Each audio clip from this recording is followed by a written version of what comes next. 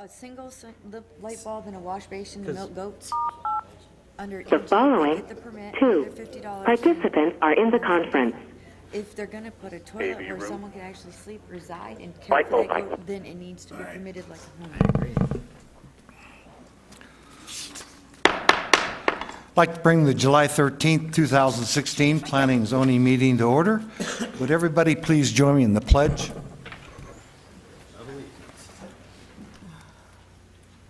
I pledge allegiance To the flag of the United States of America and to the republic for which it stands, one nation, under God, indivisible, with liberty and justice for all.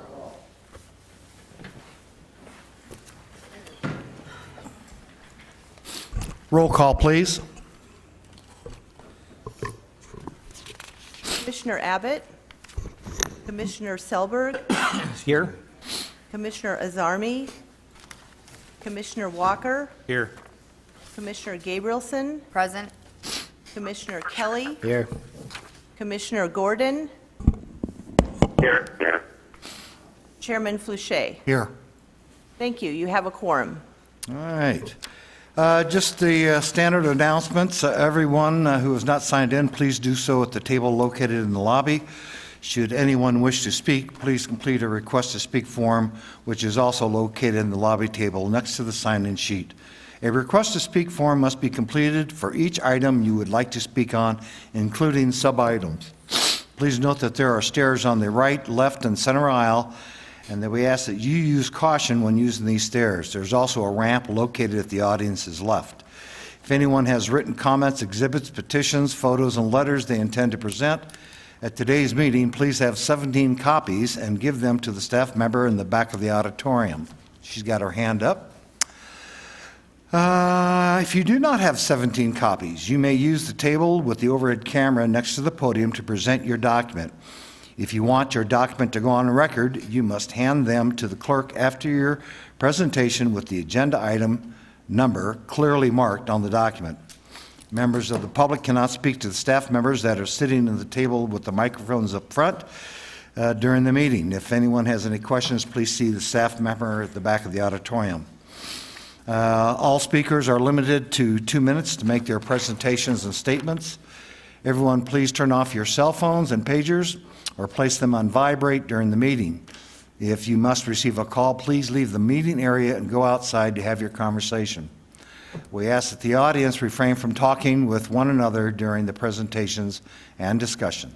Today, the Planning and Zoning Commission will hear public testimony and then forward a recommendation to the Board of Supervisors. The items with a recommendation made by the Commission will be heard by the Board of Supervisors on Monday, August 1st, 2016 at 9:30 a.m. in the same location, with the exception of any continued items. Everyone attending the meeting is asked to remember that the administrative building and campus are tobacco-free areas, which means no smoking is allowed curb to curb. Also, only bottled water is allowed in the auditorium. No food, soda, coffee, etc. is allowed. If there are any items remaining on the agenda, the Commission will break for lunch at 1 p.m. from 1 to 2. Approval of the minutes. Everybody get a chance to review the minutes from last month? I'll entertain a motion. I'll make that motion to approve the minutes of June 8th, 2016. We have a motion by Commissioner Selberg and a second by Commissioner Walker. Those in favor signify by saying aye. Aye. Those opposed, same sign. Motion carries. All right. Item number 1.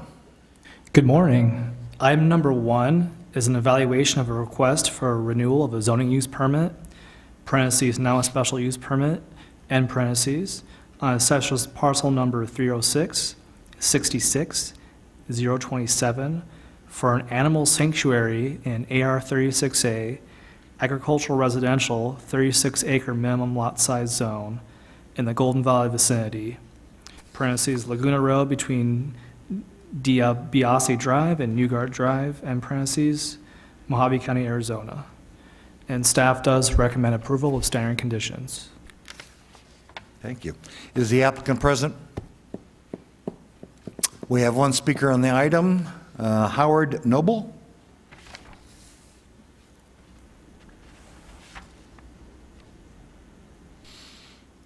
Good morning. My name is Howard Noble. I live at 1258 South Cortez Road in Golden Valley, which is approximately a third of a mile from this facility. I have no objection to the facility, but I have objection to its location, and only for one reason, and that's the noise. When you have the amount of animals, dogs, that those folks have, the noise is really bad all the time. All the time. Almost all the time, and then at night especially. You know, in the desert, when it cools off, it's nice to be able to open your doors and windows when you go to bed. And there's nights when my wife just cannot sleep at all because of the noise, bark, bark, bark all night long. Other times it's fine, so I don't know what you can do about that, but I wish they would put that facility somewhere away from homes. Yeah. There's at least 20 homes within the same distance as we are of that place, and I can't believe that they're not bothered as we are. Thank you. Okay, thank you very much. Staff, how many animals are they permitted to have? I believe they are permitted, That's the applicant that just walked in.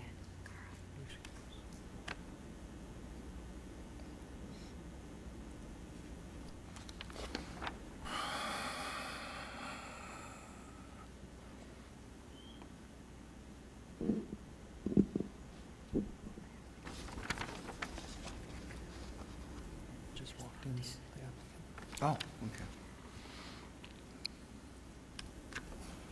well, the standard's usually 10, and this one, Could you come forward, please? State your name.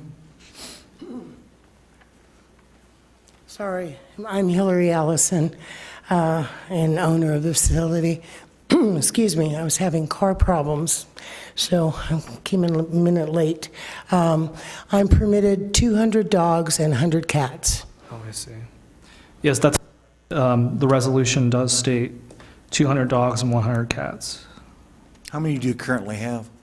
I have about 90 cats and 142 dogs, Wow. so I'm under my permit. Yeah, I understand. Did you hear Mr. Noble with his complaint about the noise at night? I just popped in, I heard him saying something, but, you know, I live right on the property and keep the doors and windows open so I can hear if there's any commotion. I would say 97% of the time, it's quiet at night. There are those occasions, and when I do hear any kind of commotion, I go out and find out what it is. Sometimes it's the cows. You know, they're coming onto the property, and there's nothing you can do about that, and it gets the dogs riled up. Once in a while, we have coyotes come through, and they bark. But even now, during the day, if you come on, as a car drives in, they will bark for a moment or two, and then most of the time, it's very, very quiet. I even have a baby monitor outside so that I can hear if I'm sound asleep, if something's going on, because we don't want to disturb our neighbors, but we have been there 14 years, and other people have moved in around us knowing we were there, so I've got a neighbor that plays the drums until 3 a.m. That sometimes gets the dogs barking, you know. Yeah. There's things that happen, but most of the time, it's quiet, and we try and keep it quiet. Yes, at night, sometimes sound does travel. Not a whole lot I can do about that. Okay. Any questions, the commission to the speaker? Just want to say I've been out there, and I know that from when you started to where you are today, your improvements that you've been doing, and you try to do them as often as possible, the facility and the maintenance and your volunteers are a great portion of what you do. And I find that the animals, and I've seen some of them that have come in horrible shape, and with the love and care that your facility gives, have recouped and been, you know, adoptable. And I want to commend you on being able to maintain with your volunteer system a nice place, you know, for these animals.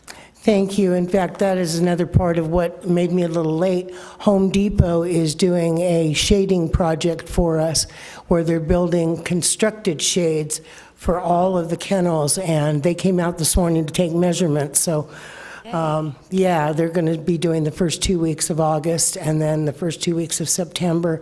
So while all the animals have shade, when it's framed shade, it lasts a lot longer, it looks a lot nicer, and, you know, the dogs don't care how pretty it is, but we do. Thank you. But thank you very much, because we do have a clean, healthy animals, happy animals. It's not fancy, but as I said, the animals don't care. They get love, attention, clean food and water, and that's the bottom line. And it is all volunteer. We have no paid staff. Okay, just one last question. Kind of speaking to the Mr. Hubbell's comments. Whenever they start to barking, is there anything that you can do yourself to quiet them down or anything of that sort? Well, I do. I mean, usually if they're barking, now, in the morning, when we come with the food wagon, they see the food wagon and they're barking. But of course, this is, you know, Sure. 7 o'clock or so.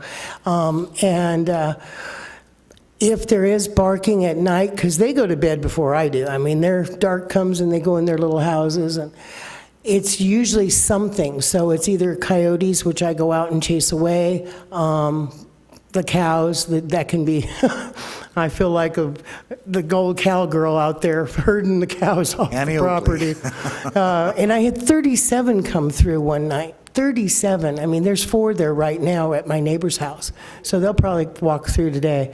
You know, sometimes it's a rattlesnake. The other morning, they were just insistently barking, and I ran over, and sure enough, there was a Mojave Green there trying to, I don't know, he was trying to get away from the dogs or get into the dogs, but poor little guy, it wasn't a good day for him and my shovel. But, you know, again, when they do bark like that, there's a reason, and it could be even neighbors hooping and hollering and having parties, and, you know, sometimes that I can't do anything about. Sure, But I I do go outside, I do see whatever it is. You'll see me running around in my pajamas all the time, to make sure that it isn't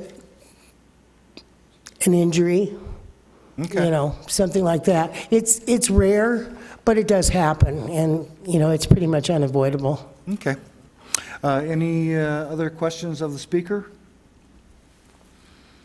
If not, I'll entertain a motion.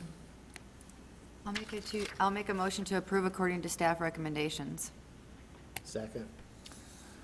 I have a motion by Commissioner Gabrielson, a second by Kelly, Mr. Kelly. And any further discussion? Those in favor signify by saying aye. Aye. Those opposed? Those opposed, same sign. Motion carries. Thank you. Thank you.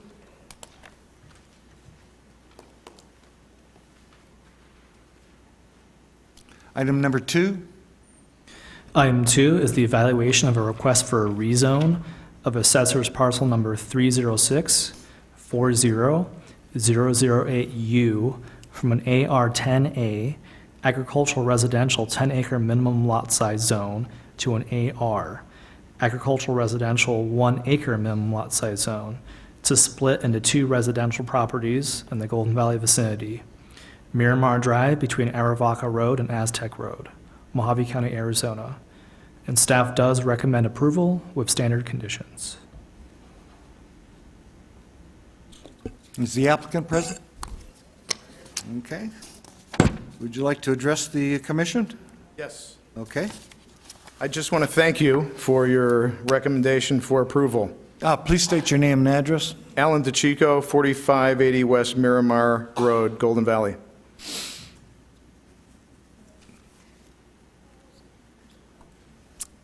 That's it. Oh, I wanted to thank you. So, Because I read the letter and you apparently recommend it. okay. Thank you. All right, we have one speaker on the item. Joe? Yes. I just wanted to thank you for him. Oh, And, you know, okay. and I love Mojave County, by the way. I'm from Chicago, South Side. You right. guys rock here in Mojave County. All right. Take care of your own. I like that. All right. Thank you very much for coming. Any questions from the commission to either the speaker or the applicant? If not, I'll entertain a motion. I'll make that motion to approve item number 2. I'll second.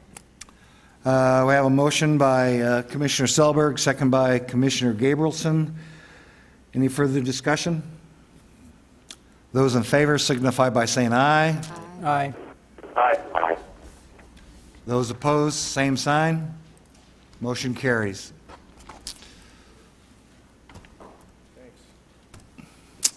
Item number 3.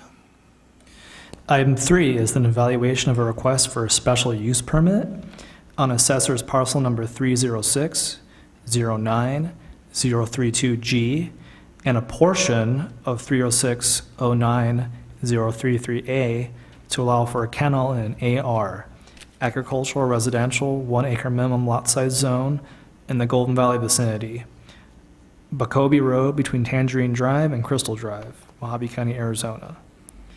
We received multiple emails in support of this, and staff does recommend approval of standard conditions. Okay, thank you very much. Is the applicant present?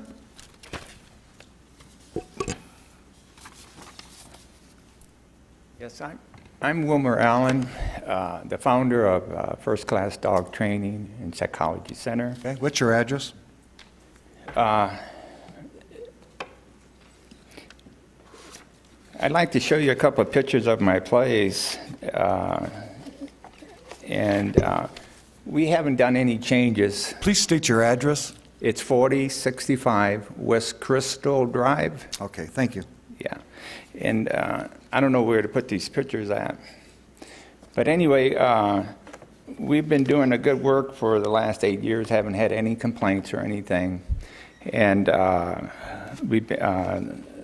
everyone's been real supportive of us.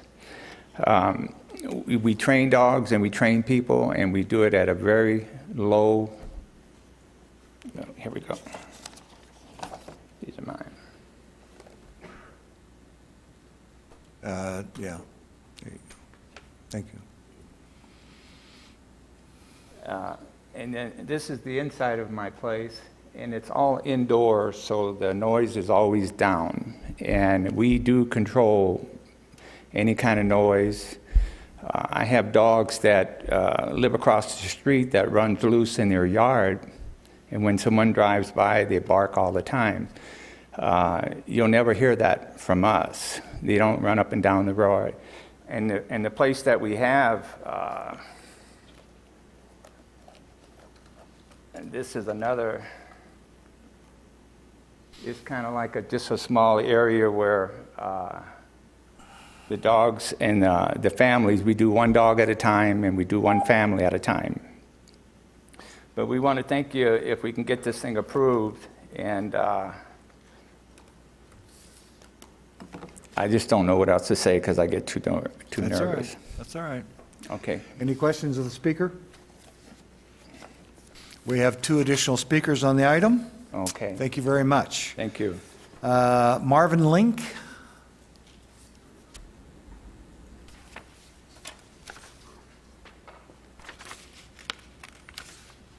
Morning. Yeah, I'm Marvin Link. I live at 635 South Bacoby Road, 300 feet. My property is to his. As far as the noise, yes, there is a little noise, and the neighbor dogs get to barking because they hear something whining over there. I have some questions. If he did get his request, how many sheds and how are they going to be insulated for heat and noise? How many employees, their paid wages, green card, and our living quarters going to be in campers out back. Also, the people taking care of the dogs, are they certified training caretakers? Why, if he's only 1 mile north of 68, where they already got it sown for commercial, why didn't he buy land there? We're in a quiet residence neighborhood, and we would like to keep it this way. Thank you. Okay, any questions of the speaker? We'll get the applicant back up here in just a minute and try to answer some of your questions. Okay, thank you. Patrick Lippincott?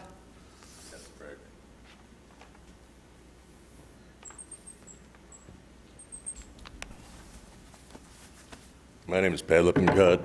I live at 4090 Crystal Drive, not too far from Mr. Allen. I have a few questions also, and one is, it shows a different, he put in for a renewal. Well, it's not exactly a renewal of his permit, expired in 2011, though he'd been operating prior to 2009 for a year or two as a business, and from 2011 to the present day, still operating without a permit. My question is, on the previous permit, it was a different piece of property that he was purchasing or leasing than the one that is on there now. And has he shown proof of this? And anyway, there were a few other things I wanted to address here, but I didn't get the information in time to make copies. And if you can reply to that. What's your actual question? I got confused in Yeah, everything we were doing there. Actually, does he have proof of having the additional property available to come into the 2.5 acres? Okay. Okay? All right, we'll find out. Thank you very much. Could we have the applicant back, please?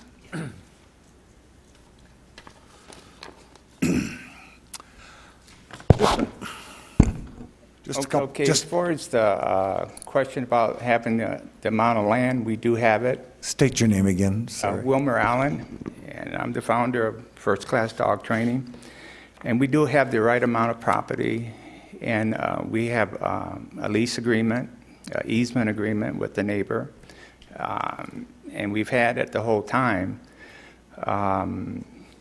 As far as certified trainer and all that other stuff, I am certified, and we do have a help.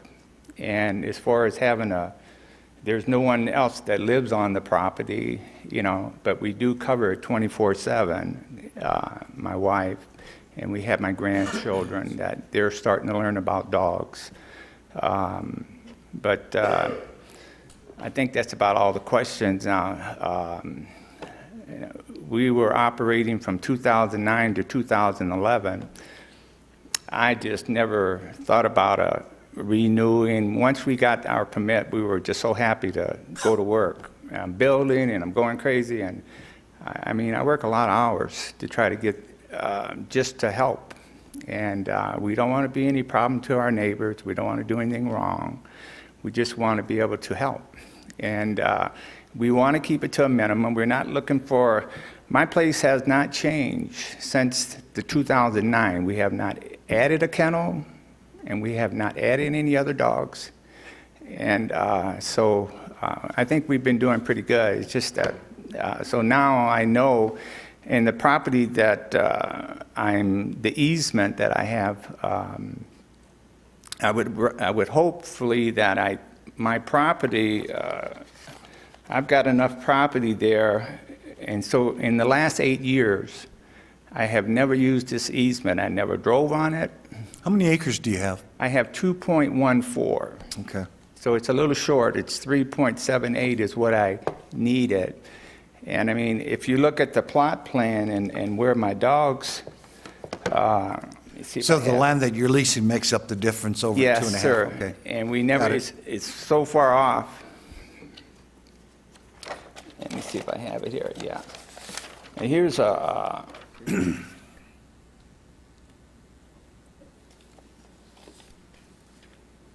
Yeah, we have that same picture. okay, yeah, and this part right here is the only, and you see all of the land that I have. Mm-hmm. And we, you know, and we do want to fence it. And, but that land is really, it's just a necessity to be able to do what I'm doing. And we would rather, if we could, to get it where I could stand alone, where I don't have to worry about an easement. Because if I have an easement, if the guy was to decide to sell his property or something, then I'm going to be out of business. Okay. Okay? Any questions? Any questions? No? Okay. Oh, I think that's it. Just to clarify one thing for the gentleman who said that he's doing a renewal, and no, this is a new, it's actually, yes, it is a brand-new special use permit. Yes. So it's not the renewal of. Yeah. My question, has there been any complaints or anything filed? I don't believe we received any complaints, any letters or emails. I haven't had any, none. I have no Okay. citation, no nothing. Okay. Never, yeah, never. Yeah, well, that's what we've got, is letters of support here. How many dogs do you have on site? I have 8 in training, that maximum, and I have 4 personal dogs. And I never usually have 8, but like on a holiday or something, I'll have a customer that'll come in but no one ever comes in without, it's all appointment, and it's, how would you say, it's a family. We don't have groups. I don't sell dogs. I don't breed dogs. I don't rescue dogs. But I help the vets, I help the rescues, I help just about anybody with dogs, I even help trainers. So, and I think it's a good thing as long as that we can keep everything at a minimum, Thank you very much. Any additional questions? No. All right, thank you very much. I'll entertain a motion. I'll make a motion to approve with staff recommendations. I'll second. We have a motion by Commissioner Walker, a second by Commissioner Gabrielson. Any further discussion? Those in favor signify by saying aye. Aye. Aye. Those opposed, same sign. All right, motion carries. Item number 4. Item number 4 is the evaluation of a request for a rezone of assessor's parcel number 327-08-043 from an AR-10A agricultural residential 10-acre minimum lot size zone to an AR-4A agricultural residential 4-acre minimum lot size zone for future splitting of the parcel in the Dolan Springs vicinity, northeast corner of Mesquite Road and 22nd Street, Mojave County, Arizona. And staff does recommend approval with standard conditions. All right. Thank you very much. Is the applicant present on item number 4? No? All right, the applicant is not present. We have no additional speakers on the item? Yes?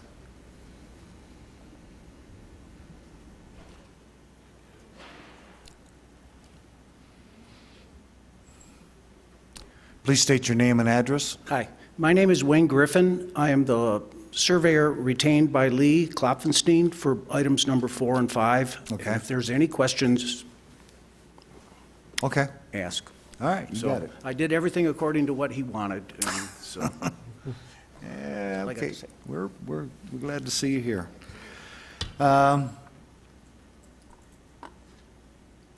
Any questions of the commission? If not, I'll entertain a motion. Approve item 4, staff recommendation. I'll second.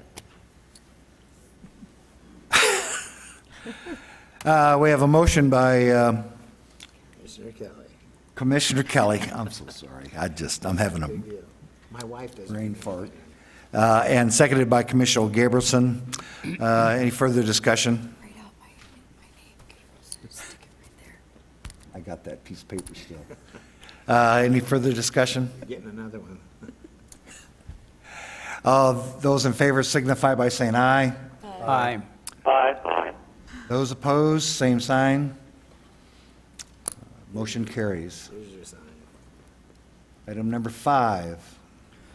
Item number 5 is an evaluation of a request for a rezone of assessor's parcel number 328-01-032 from an AR-7A agricultural residential 7-acre minimum lot size zone to an AR-2A agricultural residential 2-acre minimum lot size zone for future splitting of the parcel in the Dolan Springs vicinity, northeast corner of Octia Road and 17th Street, Mojave County, Arizona.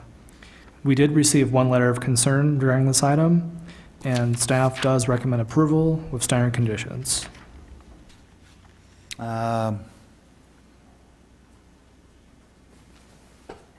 Yes. Okay, I remember that, okay. Is the applicant present? Okay, yeah, I got you. There are no speakers on the item. Any questions of the applicant's agent? If not, I'll entertain a motion. I'll make a motion to approve per staff recommendations. I'll second. Okay, we have a motion by Commissioner Selberg, second by Commissioner Gabrielson. Any further discussion? Those in favor signify by saying aye. Aye. Aye. Those opposed, same sign. Motion carries. Item number 6 has been continued. Item number 7. Mr. Chairman, Commissioners, item number 7 is evaluation of an amendment to the Mojave County zoning ordinance to include Section 37X agricultural exemptions for properties that meet Arizona Revised Statutes 11-812A and 11-865A1 as requested by the Board of Supervisors at their January 19th, 2016 meeting. We've had several presentations on this item, but just to recap, an exemption, agricultural exemption, is an exemption from the land use ordinance and applicable building codes for properties that have grazing or general agriculture on properties that are 5 acres, 5 commercial acres in size or larger. Our current policy for agricultural exemptions is that we would take in an application if they have agricultural use or if they have a grazing use on their property and the property is more than the 5 commercial contiguous acres, then they would receive that agricultural exemption. We do not have a system in place that we would go and inspect those properties, and then those properties will then be exempt from any zoning ordinances and building code ordinances as well. In recent times, we've had a little bit of abuse on some of those exemptions that we have been given, where we found that maybe the individuals never actually have an agricultural use, but are building structures under the exemption and not receiving those zoning permits or building permits as everybody else would if they did not have the exemption.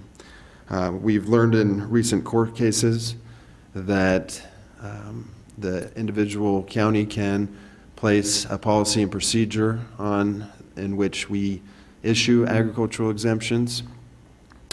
The new policy and ordinance would be as follows. Any property that is 5 contiguous commercial acres or larger and classified by our county assessor's office as agricultural or grazing would qualify for the agricultural exemption. So the assessor's office has their own process in which they can classify a property as agricultural or grazing, and if they have that classification, then we can give them the exemption from the zoning ordinance and the building code. So let me get that straight. They have to go to the assessor's office to get that designation. Chairman Fouché, that is correct. Okay, thank you. So they'd have to get a designation from the assessor's office. Once it says agriculture or grazing on their status with the assessors, then we could give them the agricultural exemption on our part.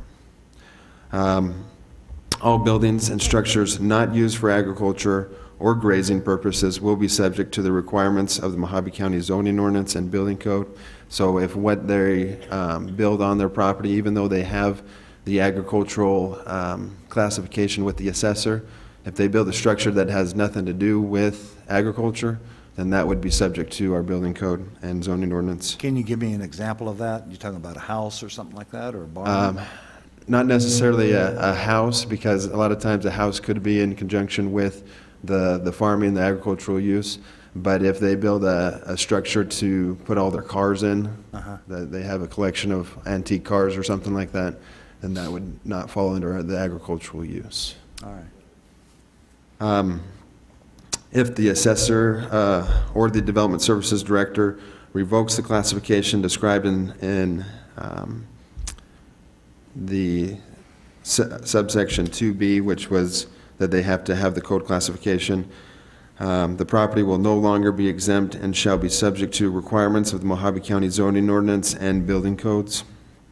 All agricultural exemptions, including exemptions given prior to the adoption of this ordinance, will be reviewed annually by the Department of Development Services to ensure compliance with these provisions. So if you currently already have an exemption with Mojave County, it will be reviewed annually to make sure that it is in compliance with the assessor's code classification. Okay. Any building or structure built under a previous agricultural exemption issued prior to the board's adoption of this ordinance will continue to be valid and no additional permitting will be required. So all of those that have received an agricultural exemption have built structures under that exemption, those structures are grandfathered in and would not require a permit in the future, even if they lose their agricultural exemption. And then lastly, a fee of $250 will be required for the processing of an agricultural exemption request. The fee will not take effect upon completion of all legal requirements to assess new fees per ARS 11-251.13 and ARS 11-251.8. And such fee will be evaluated annually by the Board of Supervisors. Just as a side note as well, item number 8 is the exemption permit, and it was created.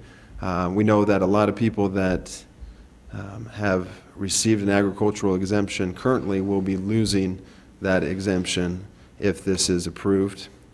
And item 8, number 8 was created, the exemption permit, to help those individuals out that have larger properties, 5 acres or more, to still be able to be exempt from the zoning ordinance and building code on certain structures after receiving an exemption permit from the county. And that would be discussed in the next item. Okay, thank you very much. Thank you very much. We have a couple speakers on the item. Amanda Kaufman.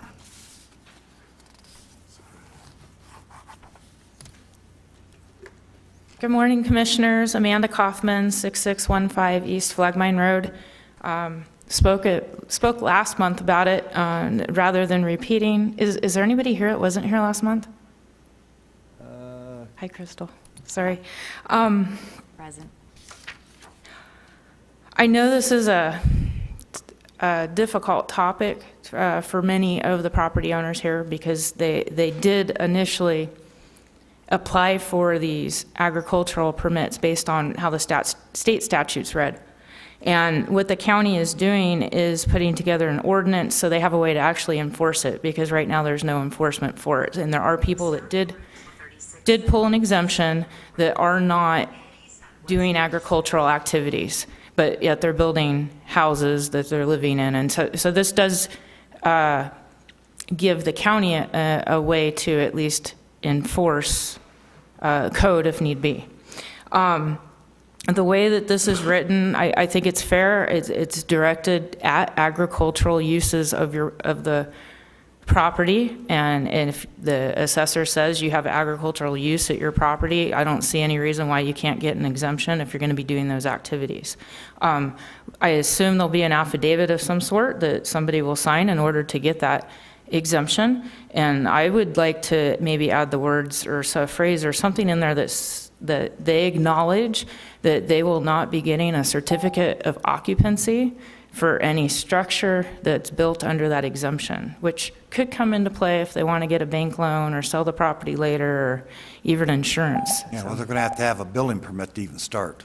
So I just thought that would be good to maybe put in the affidavit so they can Okay. right up front be aware of it. That's all I have. I'm in support of this measure.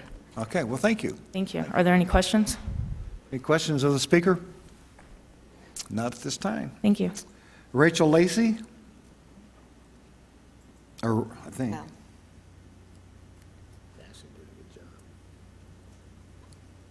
Lackey. It's Lacey, Raquel Lacey. Oh, Raquel. Sorry about your name. That's okay. My name is Raquel Lacey, and I am a resident at 18437 South Cholla Canyon Ranch Road, Wickiup, Arizona. I am not in improvement of this at all.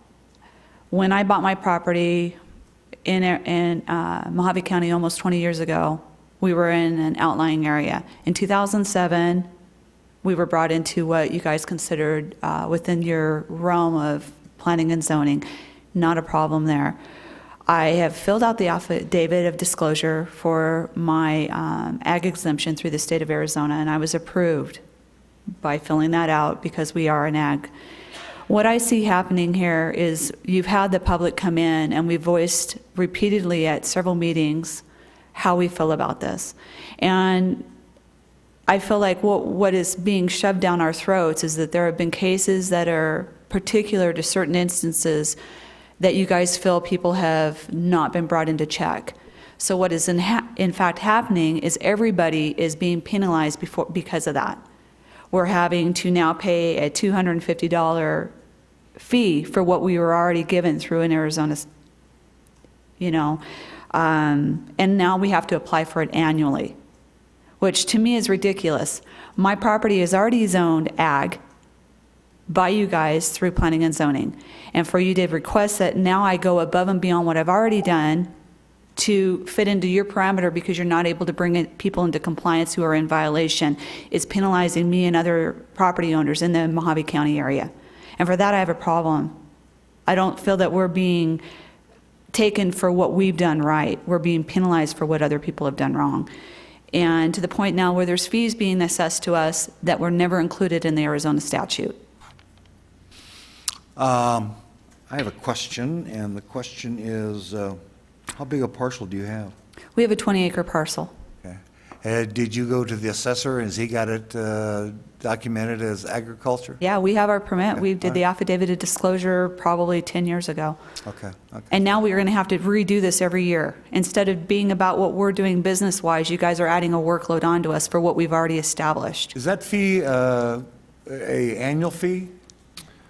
Chairman Fouché, Commission, it would be a one-time fee where we would review it annually to make sure that they are in compliance. Okay, so they would pay the fee one time, and then you would annually review it, and make sure they're in compliance? Correct. Unless there's a complaint or something like that? Correct. Okay, all right. Does that help you a little bit? Well, it's still the same thing, only Yeah. different. My property is already zoned ag residential. We've built a residence. We did that through the proper permitting plan. I have taken several properties. I'm also a licensed realtor in the state of Arizona, and I work in Mojave County. I brought in several properties that were out of compliance within the Wickiup area into compliance. I have no problem with that. But I think this is an overreach, and I think that you guys need to focus on what the problem was, and that is individual cases, and don't blanket it across Mojave County. It's more regulation, more strictness, more everything of why we don't want to live anywhere else but what Mojave County offered. Bill Abbott's not here. Azarmi's not here. Those are the two people that were on this panel that I felt really understood and resonated with what we as the people were talking about. I don't think you need to redefine what we already had. It's almost as if you guys have to give yourself a job to kind of keep reiterating what we've already established. It's already established as agricultural. I don't need you guys to redefine that. I had an ag exempt that was approved through the state of Arizona. Now you're redefining that to the point where you're assessing fees in an annual renewal process. Let's get somebody from staff, because that's a big question. Anybody got an answer? Well, I just want to say, if you want to bring people in compliance, you have to be able to have a tool to do that, and that's what this tool is.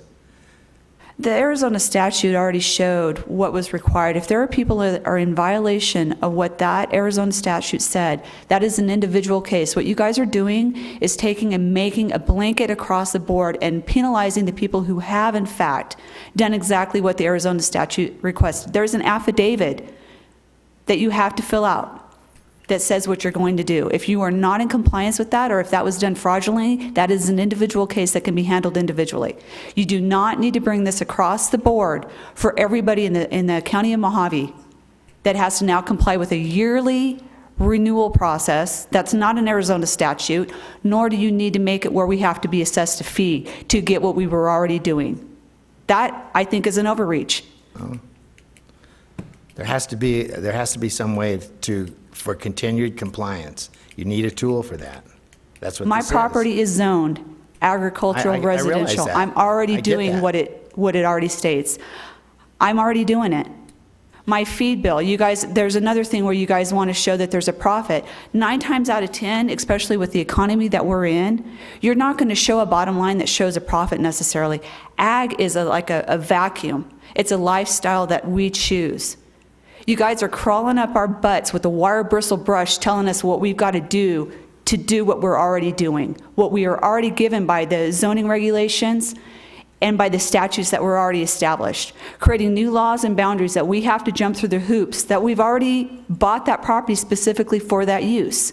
You're redefining exactly what we're already doing, which to me is adding more workload and more regulation to what is already established.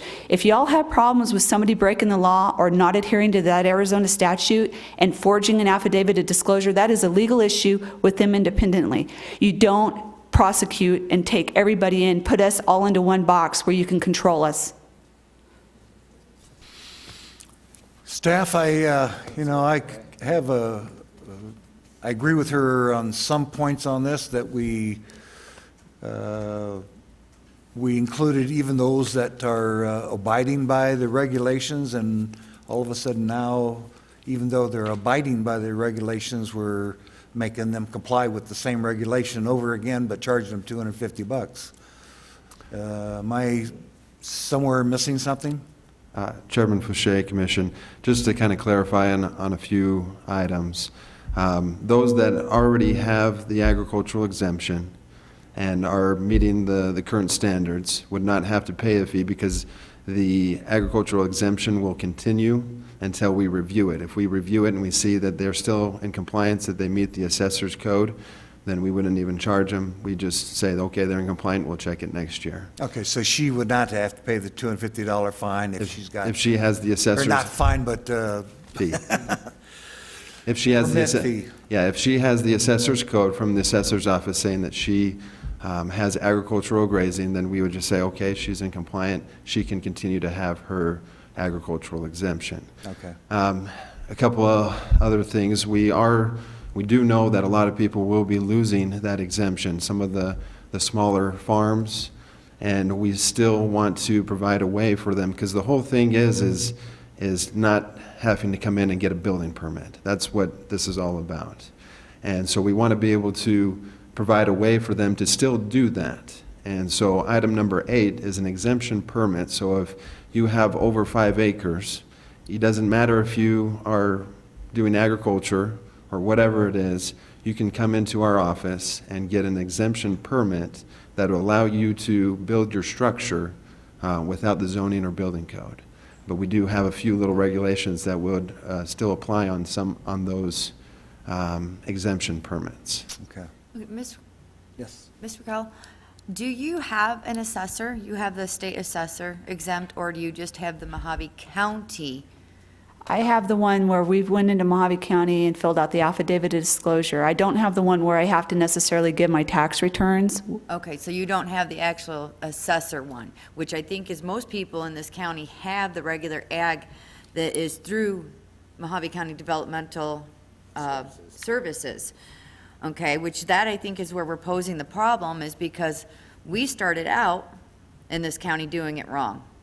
Okay, now we're trying to do it right and do it through the state. However, looking at the rural exemption is where we're going to put the people who currently have the ag exempt to accommodate them so that you don't have to go to the assessor unless you need to go to the assessor to get that state, okay? So that we can conform the state to the state, and yet we can take and regulate and make sure that, am I following this correctly? For those who already have the county exemption, go into the rural exemption, which is the next one, to accommodate you guys as you are, grandfather them in, and then add to that permit process for, just for tracking?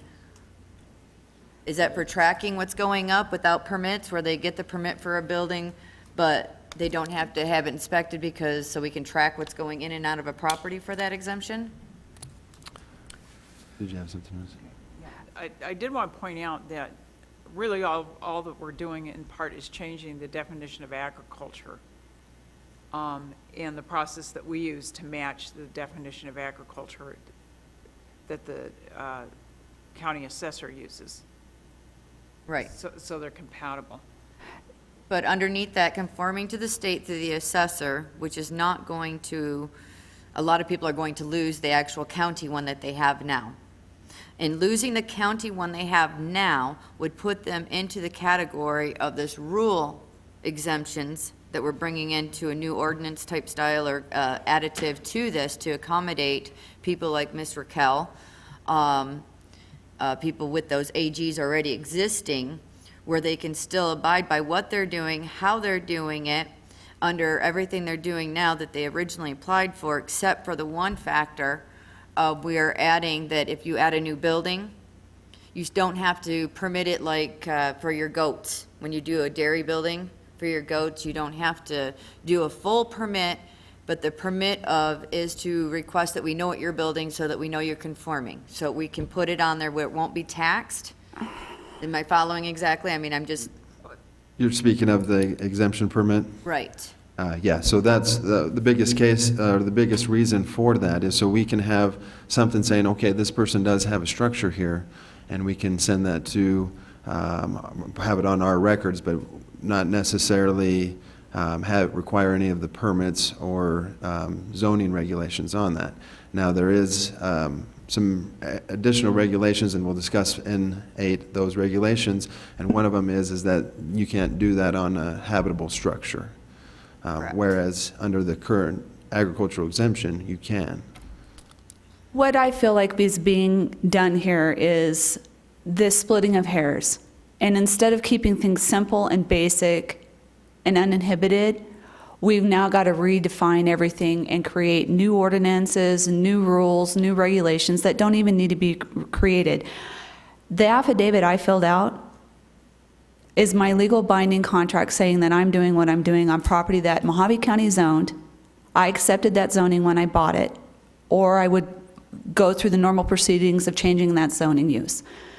That is an Arizona document. That is statewide. That is recognized, I'm pretty sure in Mojave County that's what was happening. Mojave County was the means to me getting that, but I could have got that form anywhere and filled it out and had my ag exempt. Now that's being changed. I was permitted to do what I needed to do to create structures and not pay any permits that revolved around my ag. It had nothing to do with anything other than ag. We got people defining agricultural that don't even really understand ag. And that's the problem. And I don't even think we need to take the time out to come in here. I don't need to take the time to come out and reapply to do what I'm already doing. I need to be at work. I don't need to go through a labyrinth of what they're designing that has already been established. I don't need people telling me I need a rural exemption. I've already got what I needed. I got that when I bought my property, when I filled out my affidavit. And I'm not just fighting for myself and I'm being grandfathered in because I'm already established. There are other people that are going to come to Mojave County that are going to do the same thing that we're doing. Arizona statute covers us. End of discussion. Period. Mr. or Scott, rather? Just, Chairman Fouché, Commission, just to clarify, and I want to make sure our speaker understands that we're not taking away any agricultural use for the property. It is specifically for permitting processes. So your agricultural exemption that you have right now doesn't allow you to have your farm. You can already have your farm. What the agricultural exemption allows you to do right now is not have a permit. I have that. I have it approved. I filled out my affidavit. I've been operating under it already, period. What it does is it now creates extra steps I've got to take that pull me from my property, where I've got to drive an hour into town, fill out forms, wait for it to go through the system to be able to reapply on a yearly basis. It's causing problems that don't need to even be made. Can I say something? Yes, Director. Mr. Chairman, I think what I just wanted to emphasize what Scott said, that this regulation is not at all impose or anything on agriculture, if anybody can do agriculture regardless. What this zoning ordinance is for, if somebody wants to build a building without a building permit. That's what it's all about. So if somebody wants to build something in the future without a building permit, then they can claim agricultural exemption, and according to state law, they will not have to get a building permit. That's all it is. Now, I just wanted to also clarify that the lady mentioned that's a state form. It's not a state form. Actually, most of the counties have totally different forms, and actually that's what prompted Mojave County to comply with most other counties the way they do it. Mojave County is one of the counties that had this affidavit process where there is no inspection, nothing required, so there were no fees associated with it. If we follow the other counties, what other counties are doing, that new regulation is pretty much in line with those. And again, it's not regulate agriculture whatsoever, the zoning, anybody can continue and it has no impact. It doesn't impact also the assessor's process, which involves taxes. It has nothing to do with it. This is only for zoning regulations and building code.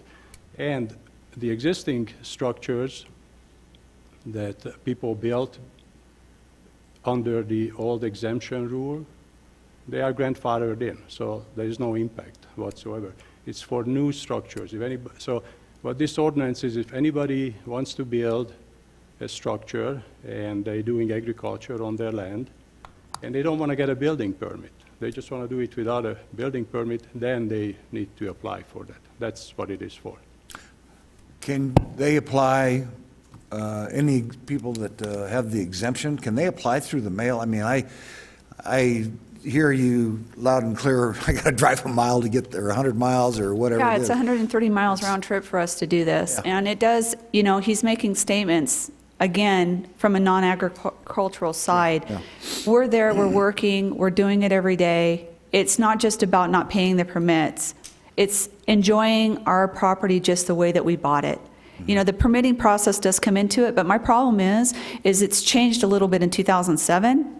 And now it's changing again, and they're creating more and more stipulations. And as far as being in compliance, we're not out of compliance. Just because we're not doing it the same way every other county in the state of Arizona is doing it, and we don't feel like we've got to kind of create a cell to live in to redefine everything. When they were initially starting this, I went to the very first meetings where they were talking about what the requirements were going to be to retain your ag exempt. It was ridiculous, some of the stuff they had on there, for the amount of grazing that was going to have to be handled on a certain piece of property. And it was blatantly clear that they had no idea what grazing actually is. Orchards, the amount of stuff that it's going to take to provide that on a parcel 5 acres. It was completely, you can go back and look at the packets they generated. And that's why I'm saying you have people that are dictating to us about agriculture, but really don't have any solid understanding about it. And as far as being grandfathered in, ag isn't something that from this day forward, you're not going to build anything. They're nailing us into having to pay the permits when it's already been covered. We're ag for a reason. They just want to make it so that there's these hoops and they have more control. They want to have the permitting. They want to have the fees. They want to have the plat maps, and they want to inspect. I don't need to have any of that. I've already given you guys my word based on that affidavit. And what they cite are the court cases, and the court cases are a piece of property where they put construction vehicles on it. That has nothing to do with me here in Mojave County. It was in a completely different county. And so what that shows me is whatever box they created, it's still not working because the people are still getting away with whatever they're doing in that county. Okay. Mr. Yes, Chairman. Mr. Hunt. I think there's some misunderstandings. Again, this staff doesn't have any experts on agriculture whatsoever and don't intend to even, evaluate anybody's agricultural activities. Again, what's being discussed here, this is a procedure to apply with state law how to grant agricultural exemption for the sole purpose of not to comply with the zoning ordinance or zoning regulations and building permits, so they don't need it. He just proved my point. Can I please finish my sentence? Thank you. It doesn't regulate what people do with their land. They do whatever they need to. Now, there's another agricultural exemption granted by the assessor, which has nothing to do with this. It's regulated by different statute, different ordinances, and the assessor has his own procedure how to evaluate. Again, it's not discussed here, and this commission has no authority to discuss it, but the assessor has a procedure how to grant agricultural exemption. And that's regulated by the statutes and by the state. And that's when all those issues come in, that how many acres are cultivated, how many animals are on the land. Again, that only comes into the assessor's evaluation. The only connection here is that they will need to get an exemption from the assessor first before the agricultural exemption would be granted for.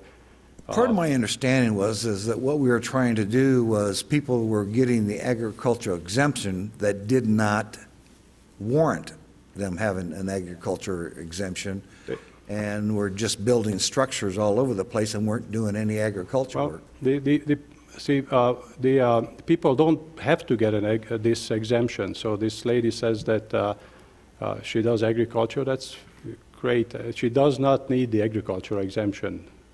The only time she would need an agricultural exemption, according to this proposed ordinance, is that if she wanted to build a structure, a building, without a building permit. That's the only time she would need an agricultural exemption. Now, for tax purposes, she may need one from the assessor if she desires to have one, but that's a whole different procedure. Entirely, it's a totally different procedure. And the reason I elected the one I did was because I don't want to have to generate tax returns to be able to get that version of the exemption that they're talking about here.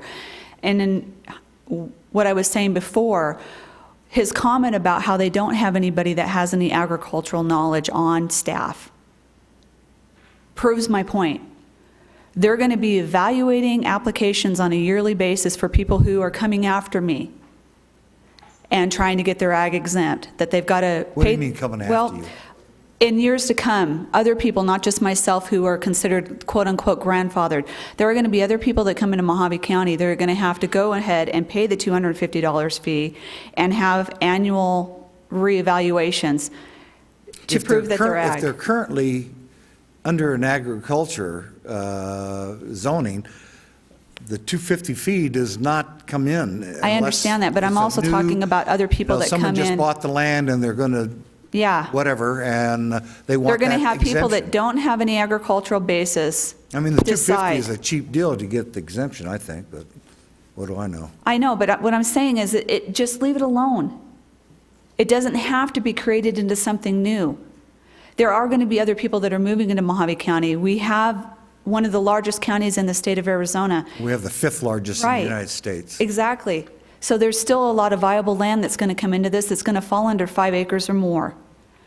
So it's creating the workload on everybody that doesn't need to even be done. If somebody wants to go through and provide the county assessor with their tax records and stuff to get that exemption, they can do it that way, or stay with the Arizona statute. And if there's a problem where somebody's forging or not adhering to what the affidavit is that gives them that, then go after them independently. And that would be not something that has to be grandfathered. It can be continued on further. They're gonna assess and they're gonna do whatever they want to do, but they don't have the agricultural knowledge to be able to understand what it is. So if somebody comes in and says, I've got whatever ag, be it farm, orchard, livestock, they don't even have the basis to understand what it is exactly.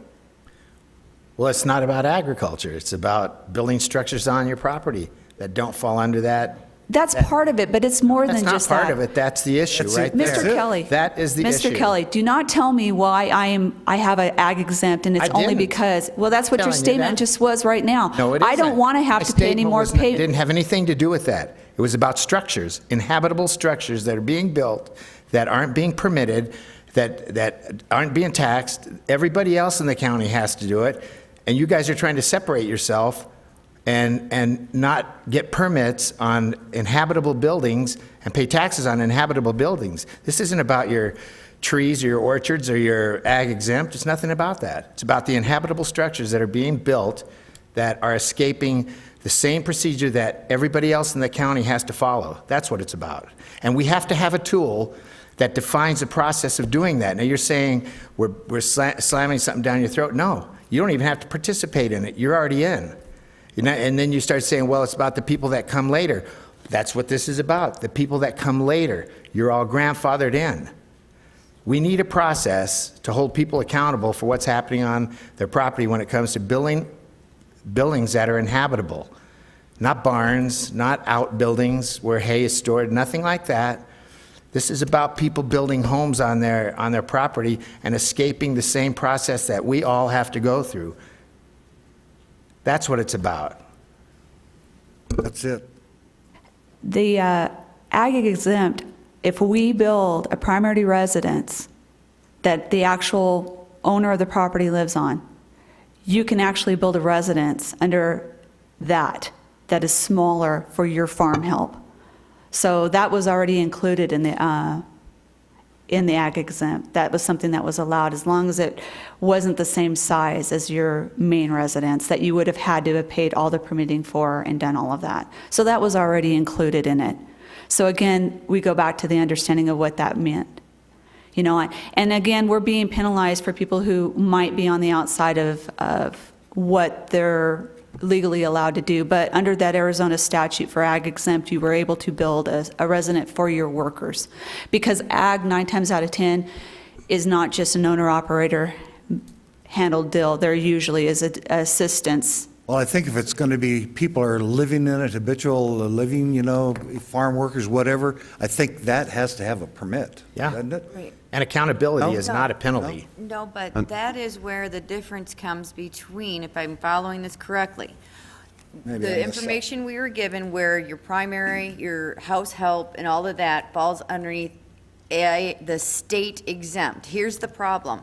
Right now, the exempt you have is only through the county. That's it.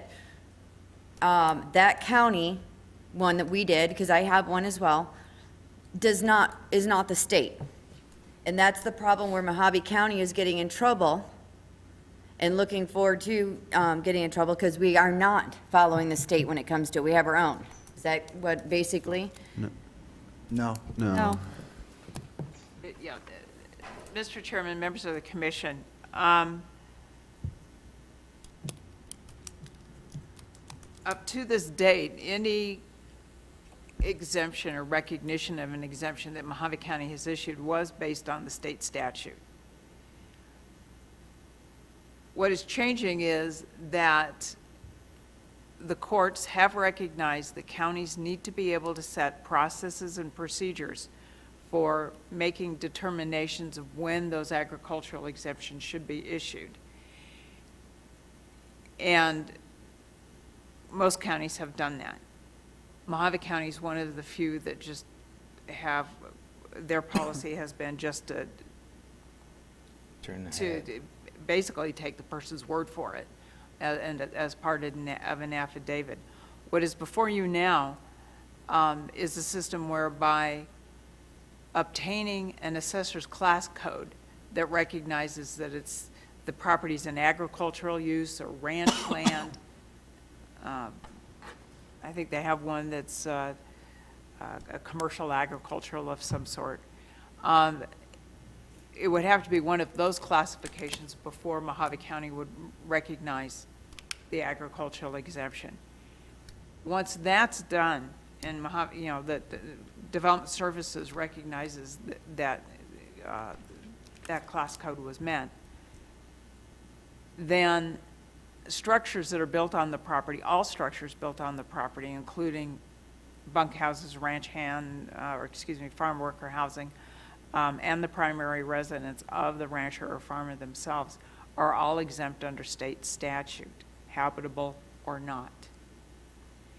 Now, the speaker was correct in the fact that, we've been recognizing agricultural exemptions on the basis that it was 5 commercial acres, which,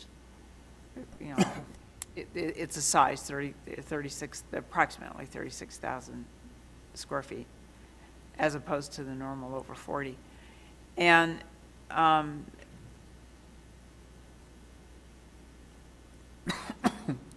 the exemptions were basically just based on that. If you go and follow the guidance given to our county assessor from the Department of Revenue, larger acreages that are tilled or ranched over longer periods of time are required to get those class codes. And I think that's what they're talking about. And most of the people who have these agricultural exemptions in Mojave County will not qualify for those class codes, at least immediately. It may take them some time to build up to the point where they can acquire those. And that's the purpose for number 8. The main difference between the agricultural exemption and the rural exemption under number 8 is the fact that item 8 would not exempt all structures from having to get a building permit. Building permit would still be required for any structure that is habitable or to be inhabited. Underneath that note, because we're at that point where I think most of these people are going to fall into this grandfather clause and are not going to meet the criteria for the assessor's code, is there a way we can put or table 7 for a short period so we can go to number 8 to show the difference of where these and Ms. Raquel and other people sitting out here are actually going to fall into and what the rural exemption code provides for them? We can table underneath it. that grandfather? We can table it until after item number 8. Does that make sense? Mr. Chairman, can I make a point on the grandfather? Sure. The agricultural exemption itself would not be grandfathered.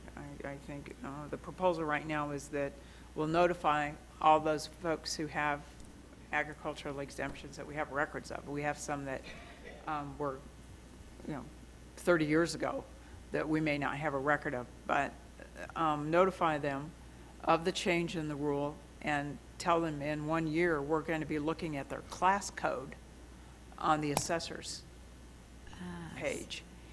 And if they don't have that ranching or agriculture class code, then they no longer have their agricultural exemption. What would be grandfathered is not the exemption, but the structures built under that exemption. And there you have it. And that is the core of what my problem with this is because in a year, do you But it understand doesn't now, apply Mrs. to you. Gaberson, why I'm upset about this? Yeah, it doesn't apply to you. She just said in a year, they're going to make us all come back, and if we don't meet that class code for their new definition, which 90% of us will not, we've lost our ag. Why would you not? Do you want to clarify that, Christine? Mrs. Ballard? Listen. Yeah, basically, there's going to be a year period by which,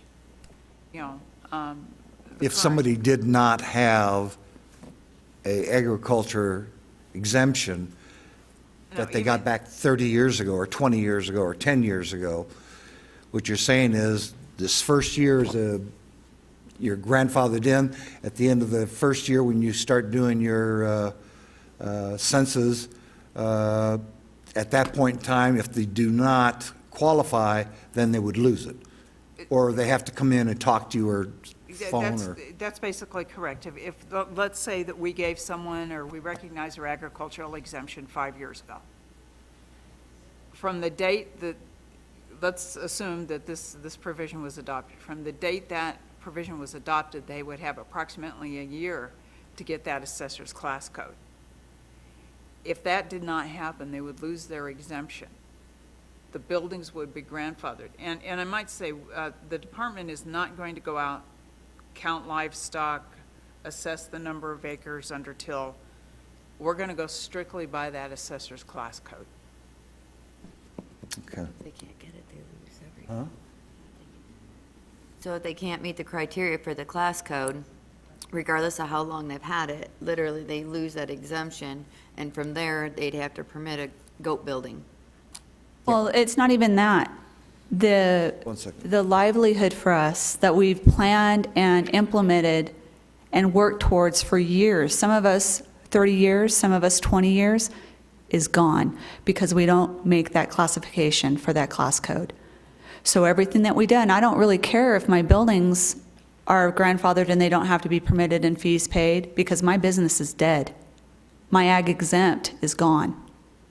I'm able to still do what is under my property zoning within Mojave County. But this is the wrinkle, and this is why I'm upset, because there's not really any clarification as to the ramifications. As I'm watching you guys realize, in 365 days, everybody can be affected that has been operating under this. It is a financial hurricane for all of us in a very turbulent economy right now. Mr. Hunt? Well, I think there's a major misunderstanding. A lady doesn't need anything. Her lifestyle is not gone, her business is not gone, doesn't need anything to operate whatsoever. I don't understand her point whatsoever. She doesn't need anything. Like I pointed out before, the only time she needs an ag exemption if she wants to build a building in the future, and she doesn't want to pull a building permit on it. She wants to just do it without any permit. But as far as all the operations, county has absolutely no say-so in it whatsoever. And again, he just reiterated he doesn't understand, because when you have to go through that permitting process and paying those fees, and your bottom line You're is exempt from the fees, though. not in the future. Yes, you are. Only if... It's That's about right. adding buildings, and that's what I said earlier. Everybody else in the county has to. Why shouldn't you? Because the Arizona statute said I didn't have to. No, it doesn't. Yes, it did. No. Yeah, it did. Mr. Taylor, can you look that up for us, or... The statute that we're dealing with, it says that you know, buildings and things like that that are to be put in place on property of at least 5 commercial acres that are used for general agricultural purposes are not subject to the permitting and the zoning regulations, the building permit regulations and the zoning regulations. What the Development Services staff is trying to do at this point is establish a process to determine whether or not property is in fact used for general agricultural purposes. A property owner will not even need the agricultural exempt, you know, this to go through this process unless they want to build a structure on the property.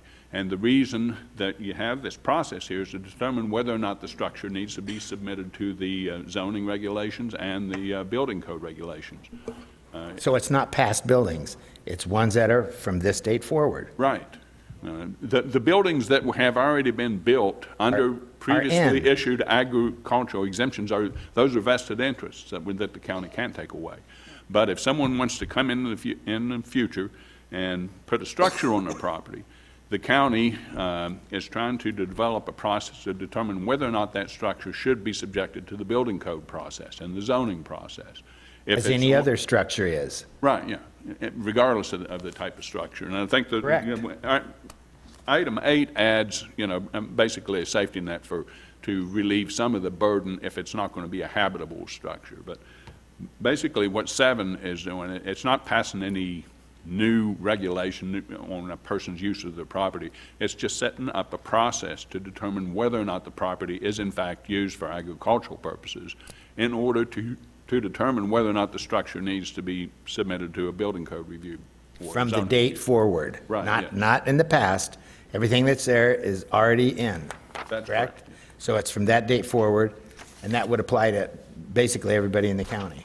If someone wants to come in, say someone has an agricultural exemption now, and they don't renew it for a year and it passes, their use of the property is not going to change. Right. But if they come in, say 5 years from now, and they want to build a new house on the property, they will be given an opportunity to present whether or not their property is used for an agricultural purpose in order to determine whether their house needs a building permit. That's all this does. Okay, we have a couple of the speakers. I'll have you come back up on the next one here. Stephen Robinson?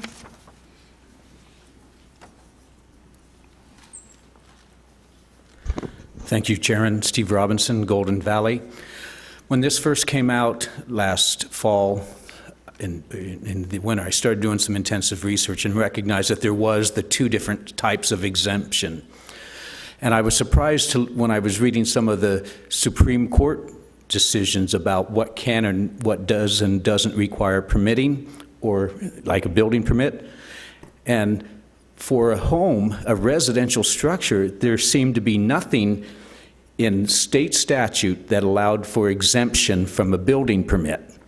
In fact, I heard of one home out south on Hualapai Mountain Road that's a 4.4 or 4.5 acre parcel with about a 5,000 square foot, $1 million valued structure, where they said they were going to have a sawmill, a greenhouse, and everything, and they avoided the $10,000 or $15,000 building permit. I don't believe that this exemption, the ag exemption, would allow for calling something over 5 acres that the agricultural work, like a gentleman farm, makes the home exempt from a building permit. That just goes against the sense of justice. And that's... We agree. We totally agree. Well, good. Then we're on the same page. I thought I heard Mr. Taylor talking about it being exempt from a building permit on a home. And that kind of shocked me. That's why I brought that up. The assessor's exemption is totally different. It's for people that are in actual production. So this nice lady is confusing the two. And that was my point, is we have to, this is good for the gentleman farmer, and that's what, it's a protection for them. And I just want people to understand that that's the difference. Ag exemption, which none of the Rhodes farms have applied for class exemption on that because they don't want to. Thank you. That's commercial farming. Any questions of the speaker? Yes, Nick. Mr. Hunt. Yeah, Mr. Chairman, I'd just like to ask County Attorney Bob Taylor to clarify that I think there's a misunderstanding on the previous speaker. Yes, the agricultural exemption applies to residential buildings too. And would you please clarify that, the reason for that?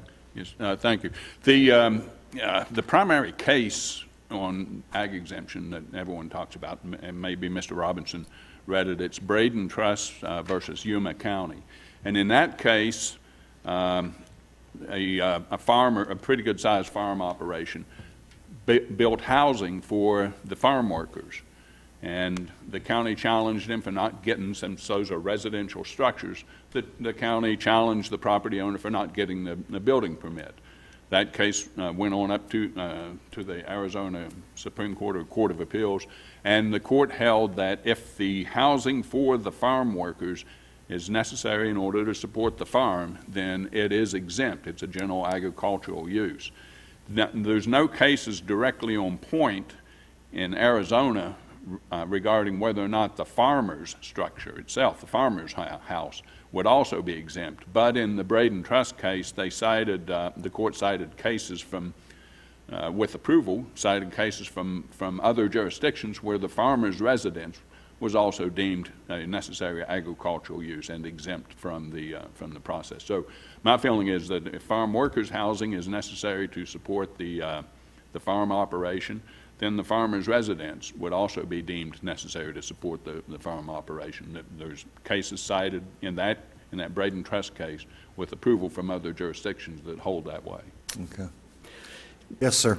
There was another case. State your name again, Yes, please. Steve Robinson. There was another case in Phoenix where someone had like 4.5 or 6.5 acres and was trying to claim agricultural exemption on that, where they denied the exemption from permitting. So on a major farm, 3,000 or 4,000 acres, maybe, and I don't question that, but on a 5-acre piece where the operation of a garden or a greenhouse is totally incidental to the primary residence, then in that case, I don't believe there'd be any precedent in law to allow exemption from the building permit. And that's the only thing I wanted to say on that.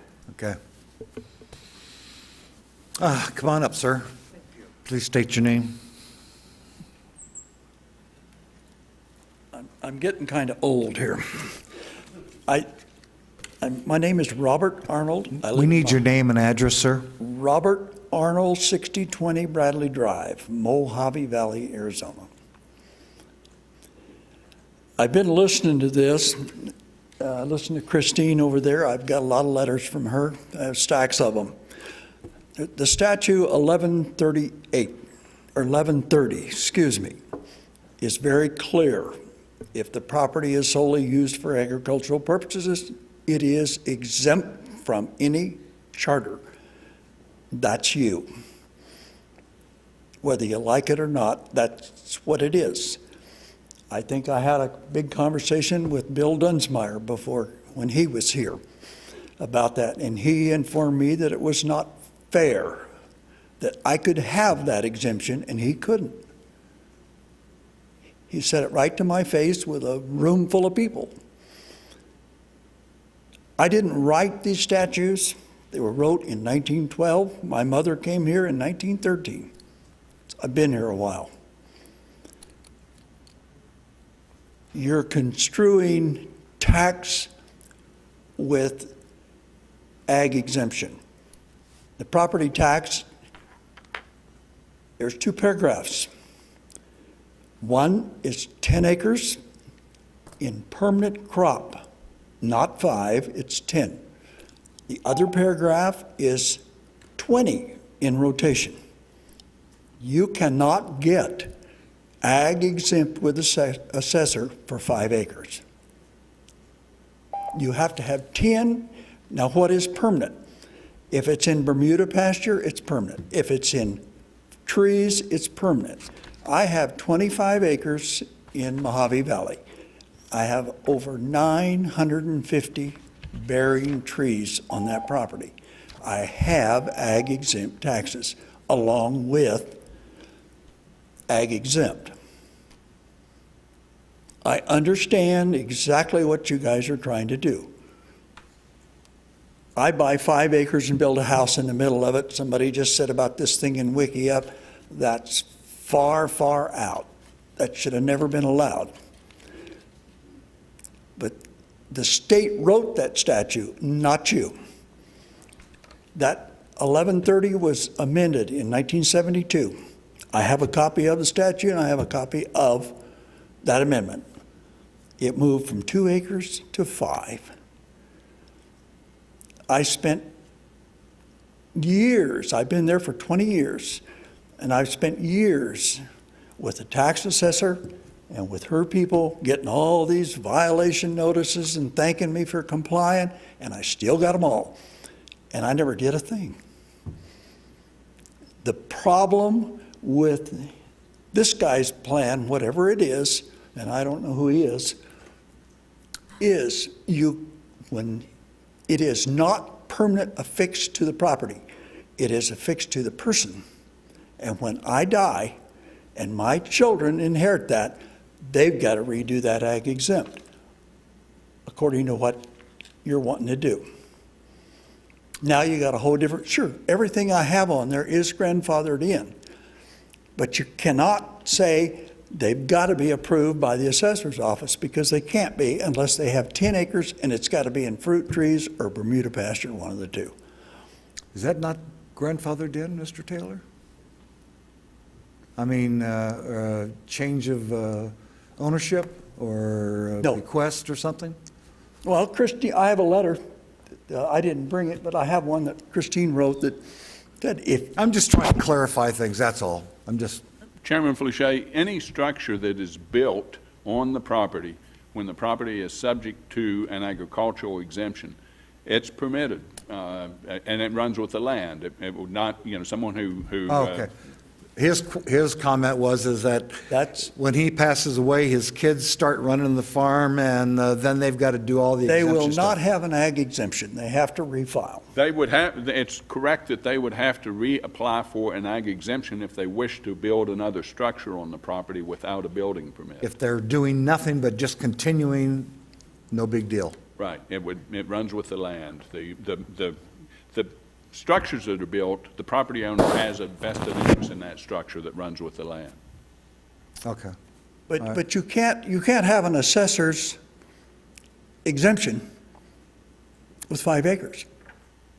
And I've heard that said several times. Sure you can. What are you going to do on 5 acres? Well, that's not the point. You're not gonna, I understand what you guys are after.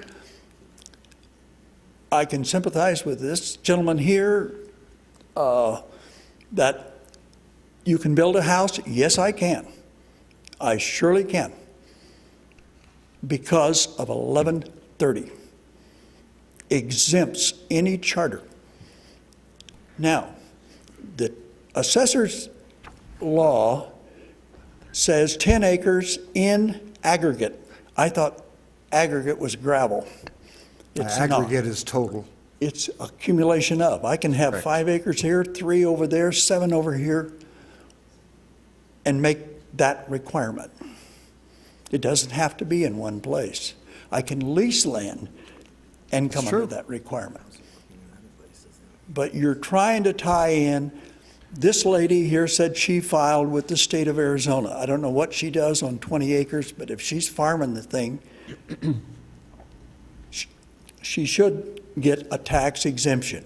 Tax exemption only is the land, not improvements. You only get it on the dirt in the ground, not an improvement. I've had it since 2005 in this county.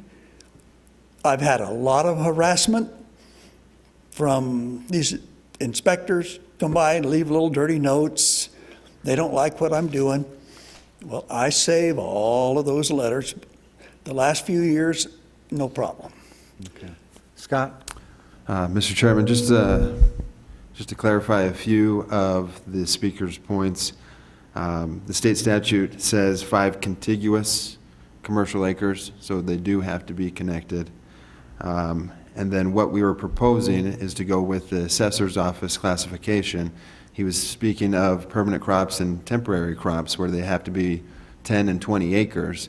But the assessor's office also allows for high-density uses, which there is no minimum acreage on those high-density uses, which are, a few examples are flowers, ornamental plants, rose bushes, trees, raising animals or poultry in a controlled environment for meat, milk, or fur. So there are opportunities, if you only have 5 contiguous commercial acres, that you could still receive the exemption under the assessor's office if you have one of those high-density uses. Okay. I was not aware of that. The statute I have did not tell me that. But I don't come under that, but I understand, I don't understand the 2 statutes that you're trying because I didn't have a copy of them. No. I only have the 1130. And I do have a copy of that, and it's very, very clear that you are exempt. And I told Bill Dunsmire that day, Bill, if you don't like that statute, quit this sorry job you got and run for the legislature and change it. Well, I guess he did quit. Okay. We have one more speaker, and then we'll get back to you. Thank you. You bet, you bet. Please state your name and address. My name's Michael Lacey. My address is 18437 Choya Canyon Ranch Road. And I was sitting up there listening to all this. Me and my wife, we got the ag exempt. And we got that exempt because we have a ranch and we use a lot of alternative building ways, like metal, because when I build stuff, I build it really heavy duty because I don't want to fix it again. Well, we say we get grandfathered in, and this You are gentleman over here, grandfathered in. we're grandfathered in. Say, why, like a lot of ranchers use alternative building supplies because that's what we can afford. Well, under their deal, like if I want to build a metal structure like a pipe barn or something like that, I'm going to go try getting a permit. He's going to tell me, well, Mr. Lacey, you're going to need an engineer to engineer that. Well, so I asked, well, where's an engineer? Well, I don't know where an engineer. Do you have one here? No. So I got to go look for an engineer. I find one. There's maybe one in this whole area town that has there's it. many of them. He knows that he's got me over a barrel because I have to get an engineering plan. He charges me $2,000-$3,000 for a $1,000 structure. That's why people have the ag exempt, is to build with alternative building supplies. They're going to make it impossible for us to build something that we can afford. And I know you can drive around the county and see a lot of stuff built with pallets that, I wouldn't want to do that, but I understand a lot of reasons why they want to do it, because a lot of people do things not right. But, like me and my wife have our ag exempt. We bought a permit for our house. We did everything legal when it come to our living. But our ag exempt, you can look at our place, everything's built right. Better than anywhere I know. There's a lot of people like me that have the ag exempt, do things right, because I don't want to go back and redo it or have animals hurt or have somebody drive by and go, man, that looks terrible. There are people like me and my wife that want to do things right. Under that statute, we do things right because I take pride in my place. I take pride in my ranch. I want my ranch to look good, and I want people to drive by and say, man, that guy's got a nice ranch. I know there's a lot of places I drive by, I can't even believe what is built. I see where them people are ruining it for people like me. Yeah. We need the ag exempt, of what we do out there. And you got it. But if you do what you say you do, then I can't build another nice building. If it's a structure that needs engineering, that's a little bit more than a barn or a cover or something. Yes. See, I build stuff. I'm a welder. Yeah. And I tried building stuff for people. To last. I couldn't even get it in. They told me, we can't afford the engineering. I lost work because of it. Because under their, the engineer charged so much money to engineer it. They say, I'll just use wood. I don't think it'll work, for people like me. Mr. Director? Mr. Chairman, I think, and I'm not sure, but I think the gentleman's answers would be answered under item number 8, where Yeah. We're going to table number 7. there's a proposal to exempt from building permit on properties that have ag exemption, and also properties that have 5 acres or more, and for structures up to 10 feet in height. Now, if it goes over 10 feet, it becomes a life and safety issue. It can kill people, so that's why. But up to 10 feet, it would exempt if item number 8 is approved. Okay. Well, most hay barns 14 feet high. They're going to put so many restrictions on us, we won't be able to do nothing. Maybe for the back gardener, this stuff will work, but not a ranch. There's no way this even work. And then I sit up there and I'm kind of confused. They say, well, you got an exemption for farm exemption, but I got to go spend my time to go figure out how to do to refile for the exemption or keep what I got. There's such a gray area here. I don't really understand, sitting up there, I'm trying to understand what they're saying. I have something that I understand now that works. What they're saying, I don't even understand it because well, if you do this and you do that, and you got to come in and apply for this, and you got to pay this fee for this, and you got to, and say I don't do the Let's steps. back that- up. You don't have to pay a fee for anything right now. So I keep my ag exempt, and if I want to build a building or a structure for my ranch, I come in and I say, hey, I want to build this, I want to get this permit. And then it's up to somebody that doesn't really know about building or ranch, that says his opinion might, well, I'm not going to issue that permit to you, you can't build that. People in the building department are pretty, they know their stuff about buildings. You ask them how to build, like metal, well, you got to go get an engineer and have an engineer. Well, usually metal that's the case. I mean, But I don't have to have it now because I'm under my farm exempt, I can do that. Okay. What we're going to do just for a few minutes here, we're going to table number 7 and get on to number 8 and come back to number 7. If that's okay with everybody. Number 8, yes. Mr. Chairman, if the intention is to table number 7, may I suggest that you get a motion in a second? Okay. I'll entertain a motion to table number 7. I'll reiterate my motion to table number 7 periodically till we get through number 8 and better understand what the alternate offer is. Okay. Second. We have a motion by Commissioner Gabrielson, a second by Commissioner Walker to table number 7. Those in favor signify by saying aye. Aye. Those opposed, same sign. Thank you, Michael. Okay, let's get to number 8. See if we can resolve some of these things. Item number 8 is an evaluation of amendment to the Mojave County zoning ordinance to include Section 37Y exemption permit in order to reduce unnecessary regulatory burden for property owners constructing non-habitable residential accessory structures on properties 5 contiguous acres in size or larger, as requested by the Planning and Zoning Commission at their March 9th, 2016 meeting. At their meeting on March 9th, 2016, the Planning and Zoning Commission directed staff to research options for a new ordinance that could reduce unnecessary regulatory burden for property owners constructing residential accessory structures on properties of 5 contiguous acres in size or larger.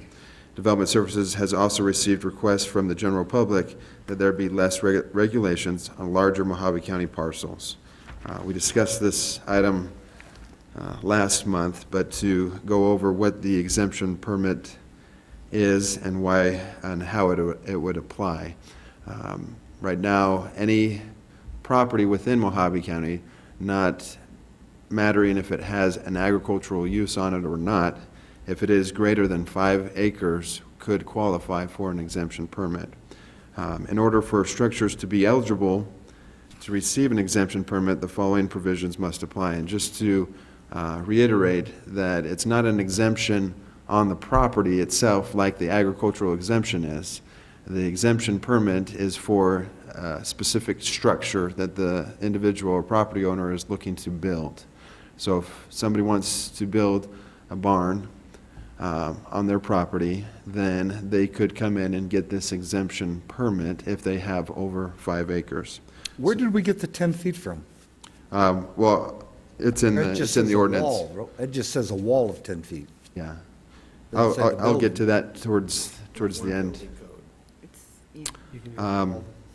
So in order to receive this exemption permit, a structure must be located on property that is 5 contiguous acres in size or larger.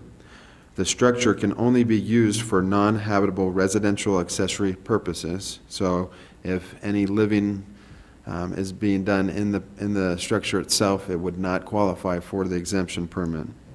Any structure built wholly in part, or each structure that received an exemption permit requires an application and a signed waiver that releases the county of liability. A fee of $50 will be required for the processing of each exemption permit application. The fee will take effect upon completion of all legal requirements and to assess new fees.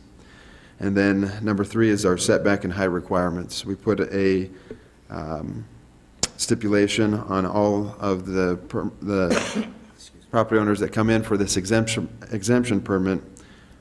For an individual structure, the structure would have to be at least 30 feet from any property line. If it's if it's built under the exemption permit. And then also, you couldn't have a wall height higher than 10 feet. So the building itself can be higher than the 10 feet, the eaves as they come up, but the wall height on the outside can only be 10 feet. After that, our building official has instructed us that after it gets up to that 10 feet in height, then some other stipulations come into play, and that's where they would require the building permit. Okay.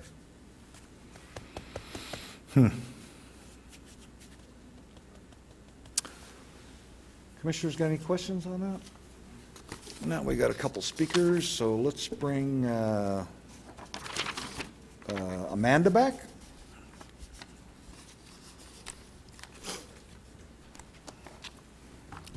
Good morning, Commissioners. Amanda Kaufman, 6615 East Flagmine Road.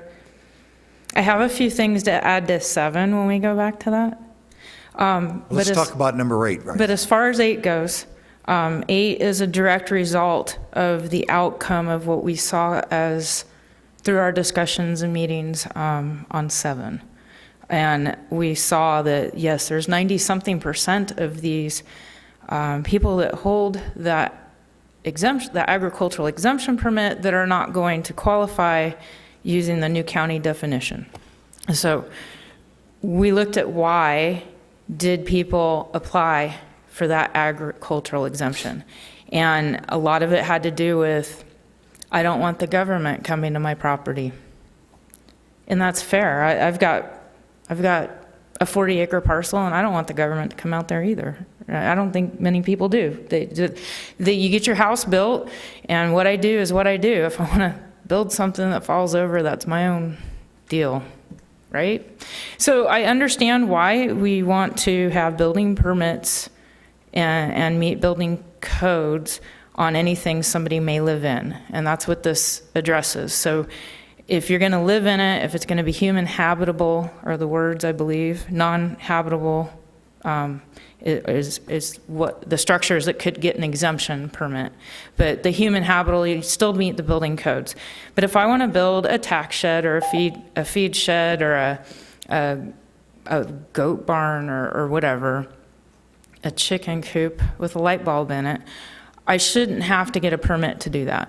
And right now, today, I have to. And as it was pointed out, I have to build it to code, and I shouldn't have to. If I want to build a cheesy barn with leftover scrap wood, or my brother wants to weld something together that the horse can live in, that, keep it out of the shelter it, let me have my right to do whatever I want to do on my property. And what this proposal is for $50, I can go down and I can say, I'm going to go build a 100-foot by 100-foot feed shed. As long as my wall height, plate to plate, doesn't exceed 10 feet. My roof span can. Right. I can have a big, large A-frame something in there, but as long as plate to plate, I don't exceed 10 feet, and that has to do with structural and engineering stuff. I could go by one of the conversations that's come up is, can I get a prefabbed steel building? Usually they're already engineered. And they're already engineered. But do I need my engineered stamp? Because they're going to charge me an extra $1,000 for that. Yeah. So that's something that's come up, and I think I don't really know how the steel buildings are going to go on that. And even the pole barn that was brought up, a pole barn. I mean, steel. It's not going to. Yeah. Well, part of the engineering is, with a big building like what you're talking about. I mean, there's footings that have to be extra big and to withstand the weight, and especially metal. Now, wood, you still have to have, if it's under 10 feet, it's a little bit smaller, but metal is certainly a lot more weight than wood would be. So that's why in anything over 10 feet. So I'm not sure if you were going to build a 50 by 100 barn. It's come up in conversation. Yeah. But this would allow them to do it. We can't deal with, maybe ifs and something that may happen down the road. But although we try to. This does give This is relaxing our ordinances. It is relaxing government oversight in our personal lives. I can see the residential, because going back to earlier, banks are going to loan on that property. They want to know it meets building codes. Insurance companies, if there's a fire or something, they want to know it was built to building codes. They may not even pay out if there's no permit on it. So I can see the value of that. And even if somebody says, well, I'm anti-everything, 10 years from now, they might be in a totally different financial position. They may be free and clear today on their property, but they may want to go get a loan against their main structure or reverse mortgage or something like that, or they may need to move to town and sell the property.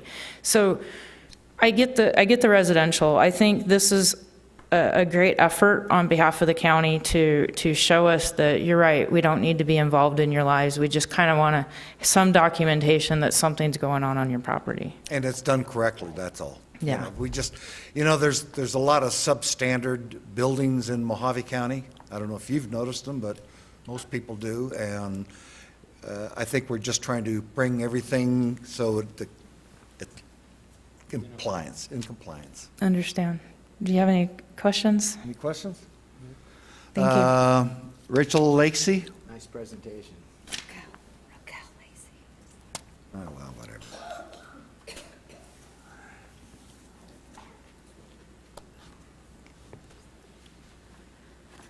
My name is Raquel Lacey, and I'm 18437 South Cholla Canyon Ranch Road. Based on what you guys have said through item number 8, I still feel the same way. And by the way, we did pay for our permit fees, our septic fees, all of that when we built our house. A hay barn for us to be able to store the amount of feed that we have for our animals, that we have agricultural use, we're going to build a pole barn, which is going to have kind of like a shed roof, which means the walls would be higher than 10 feet high. And again, that goes back to an ag side of viewing things versus what they're saying they want us to do. Again,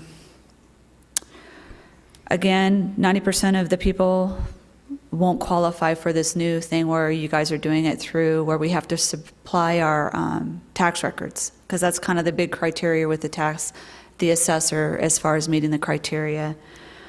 Setbacks, height requirements, and when the actual Arizona statute was enacted, back in the early 1900s. To me, it's clear as mud with what's going on, and I still am not satisfied with it. I just wish that you guys could just leave it alone. Yeah. Did you go to any of the public meetings that we had on? Yes, I did. Did you? Okay. Yeah, a lot of these same people have seen me there, and my story is still the same, Just checking, just to make yeah, I sure, was because we there. have a lot of people that say a lot of stuff, but they never participated. So, Yeah. Any questions? any questions of the speaker? No. Okay. Mr. Chairman? Yes. Could I just clarify real quick on the Absolutely. 10-foot high wall? After speaking with the building official, if you had a pole barn with just poles and a roof, and it didn't have any walls, there was no height requirement. It's when you put a wall on the outside, and Close that it. wall is greater than the 10 feet, that's when it wouldn't qualify for this exemption. Okay, so if they're going to build a barn and they're going to build it 14 high, they can do it, or 16 high, and the roof line doesn't make any difference, just don't put any walls around it. Yes, don't put any walls. If you put a wall that's higher than the 10 feet, then that's when the wind load comes into play. I think it has to be engineered according to UBC. If, I didn't build. and speaking on the engineered ones with their prefabricated, the metal buildings, if it comes in and it's the 10 feet, then it could fall under this exemption permit, and we wouldn't require that stamp. If it's under the 10 feet and they put it 30 feet from their property line, then yeah, they wouldn't have to go get that stamp. But if it's higher than the 10 feet with the wall, then yes, they would. Okay. High as you want, no wall, 10 feet if you want a wall. Correct. So that'd be an enclosed barn or something. Even if you had the wall, let's say you had the wall 16 feet, and you put a 10-foot wall in, you're still okay? Yeah, I've seen pole barns where they're up high and they have a wall that's maybe just 5 feet in width, Yeah. and then they have it open underneath. I've seen That would be fine, as long as that wall itself is not more than the 10 feet width. Right. Other than that, it's got to be engineered.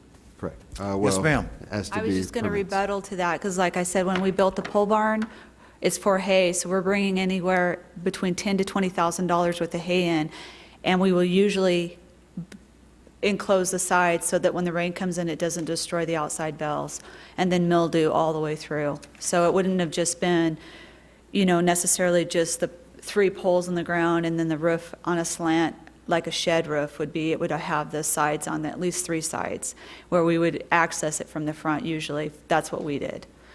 So I was just responding back to him as far as like an agricultural side, what we did. Yeah, most of the big barns I see like that usually have the hay covered with plastic. Yeah, and that in itself creates problems because a lot of times when I know. you do that, the wind will pick it up or you get moisture under and now you've ruined Yeah. $10,000 to $20,000 worth of hay because the mold gets in there and that's toxic to the animals and they can die. So that's one of the reasons why it's a huge investment that a lot of times we'll try and buy during the right season, which would be right now. You buy hay now and then you don't pay for the excessive cost during the wintertime. So that's why we would bring it in semi-loads. Okay, So, thank you. Any other speakers?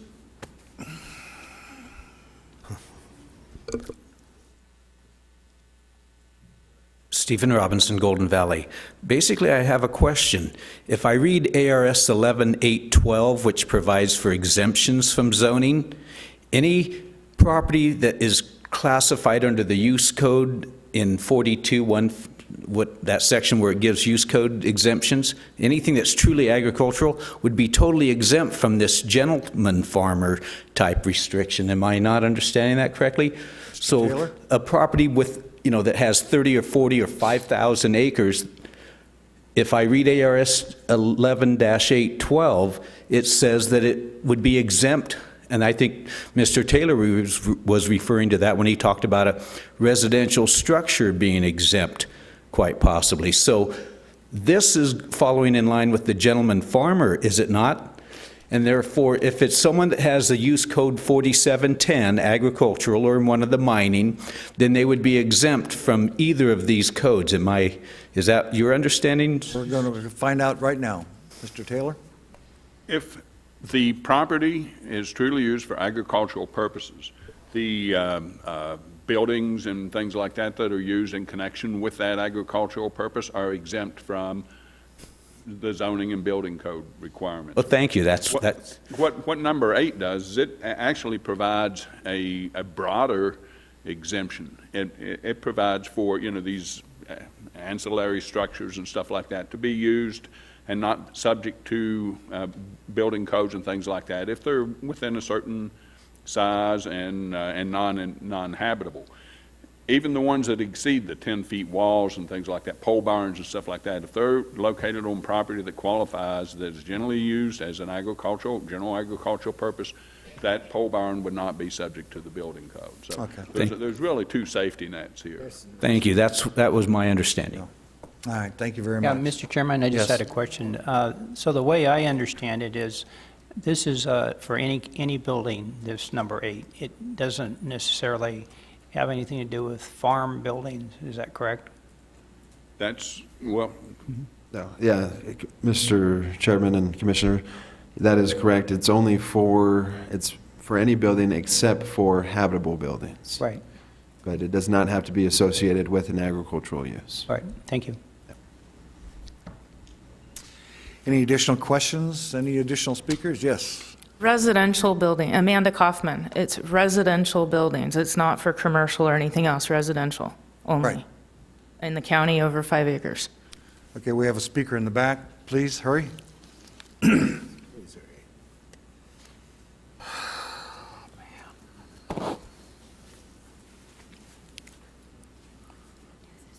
Hi, Ralph O'Donnell, 11870 Bogles Ranch Road, Kingman.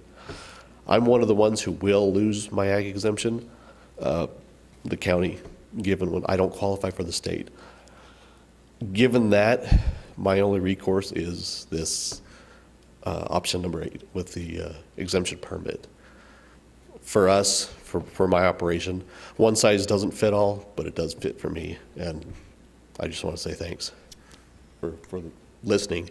I did get up at one of the other commissioner meetings, say my 2 cents. Feels like they listened. So. Okay, thank you very much. Thanks. Appreciate that. Any questions of the commission?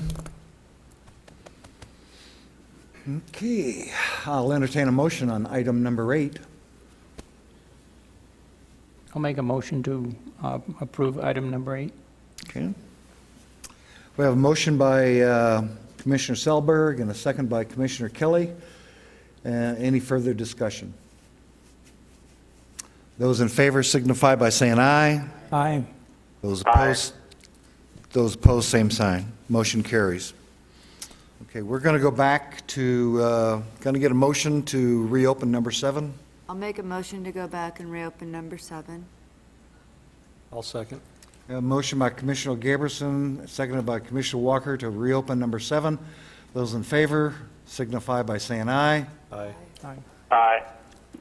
Those opposed, same sign. Thank you. Item number 7.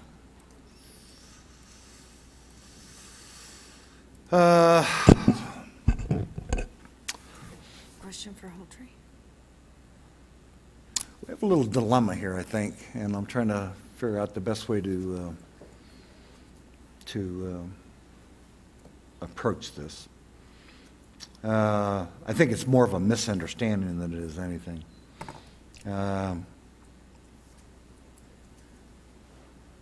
Because we certainly talked about it in great detail.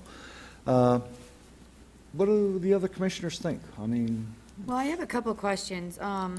One, is there anywhere, and I haven't found it, and maybe I'm overlooking it, for the assessor's office, you said there are 3 class codes that you have to either meet and fall into in order to get the assessor's exempt.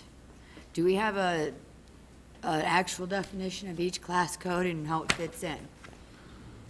That's one question. Yes. Mr. Chairman, Commissioners, in your packets there, in the presentation portion, there's an agricultural exemption policy comparison chart. Okay, I thought that, okay. On the right side is what the assessor's office uses to classify properties as agricultural, grazing, or the other one, which is commercial agriculture, high density. Okay, so most people who don't meet a lot of people only have the 5 acres, okay, minimum, and won't meet the 10 and 20 acres like the one gentleman was talking about. Let's say they do grazing, and then that's where they will fall into. They do the dairy, they do the cattle, they do the horses. This is a requirement that they have to have 40 to meet that criteria. Now, I know that there's a lot of people who are big into the dairy. I mean, they do the meat for the dairy. They sell the goat milk for lots of different reasons. On 5 acres, even though when you look at it, it seems kind of big. And my question here is, when you put 40 animals of all these different natures on it, you start posing other issues. So how do the people, fall into that? Like Raquel Lacey, I'll use her as an example. How do they meet any of the 3 class codes to become through the assessor, as far as the whole portion that they're looking at? That would be a question for the assessor's office. They have answered it previously, but they do initial inspection when somebody is applying to have their code classification with the assessor's office. They'll do an inspection on the property, and they look at many different factors that have been set up in the Department of Revenue's manual that's set by the state. Those are state standards. All these standards are set by the state that they have to abide by in order to classify them as one of the code classifications under agriculture. And it depends on what they're doing. And if they have their cows for meat or milk, maybe it might fit under the high density. Or if it's just for grazing, then they'll have to meet those standards. But it's determined by the assessor's office. And they can probably find that information through the assessors of how it breaks down in different criteria in which they look at. It is online. I believe we posted the manual, Okay. that Department of Revenue manual on our website. Okay, thank you. I'm going to stick Anything with. else? No. Okay, let's bring our speakers back and try to clarify just a couple things. Rachel?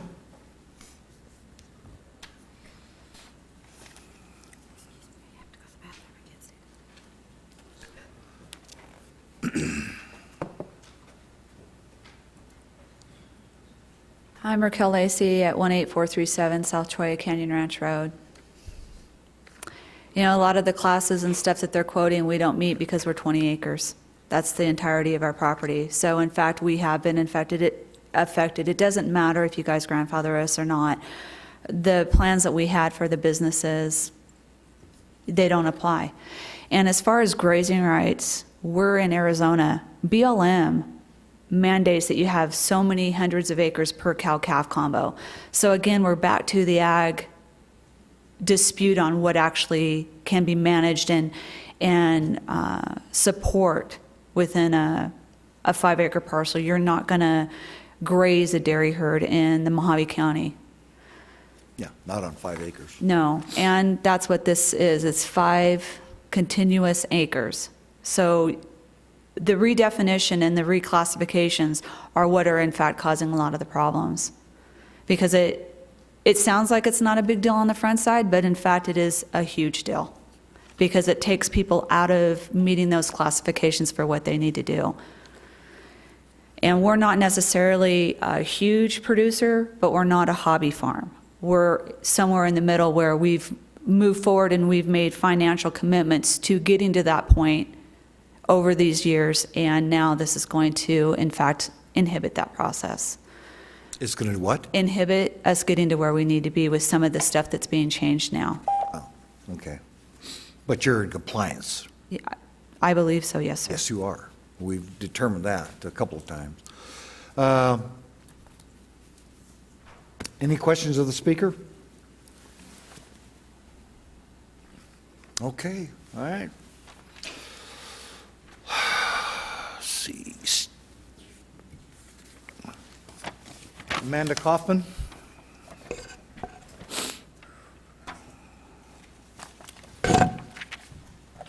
Good afternoon, Commissioners. Amanda Kaufman, 6615 East Flagmine Road. I want to clarify a couple of things because I'm not sure it sunk in. One, and Mr. Taylor can confirm this, I believe the county, because it is not defined in the state statutes, the county can decide what its definition for planning and zoning is for agriculture. Is that correct?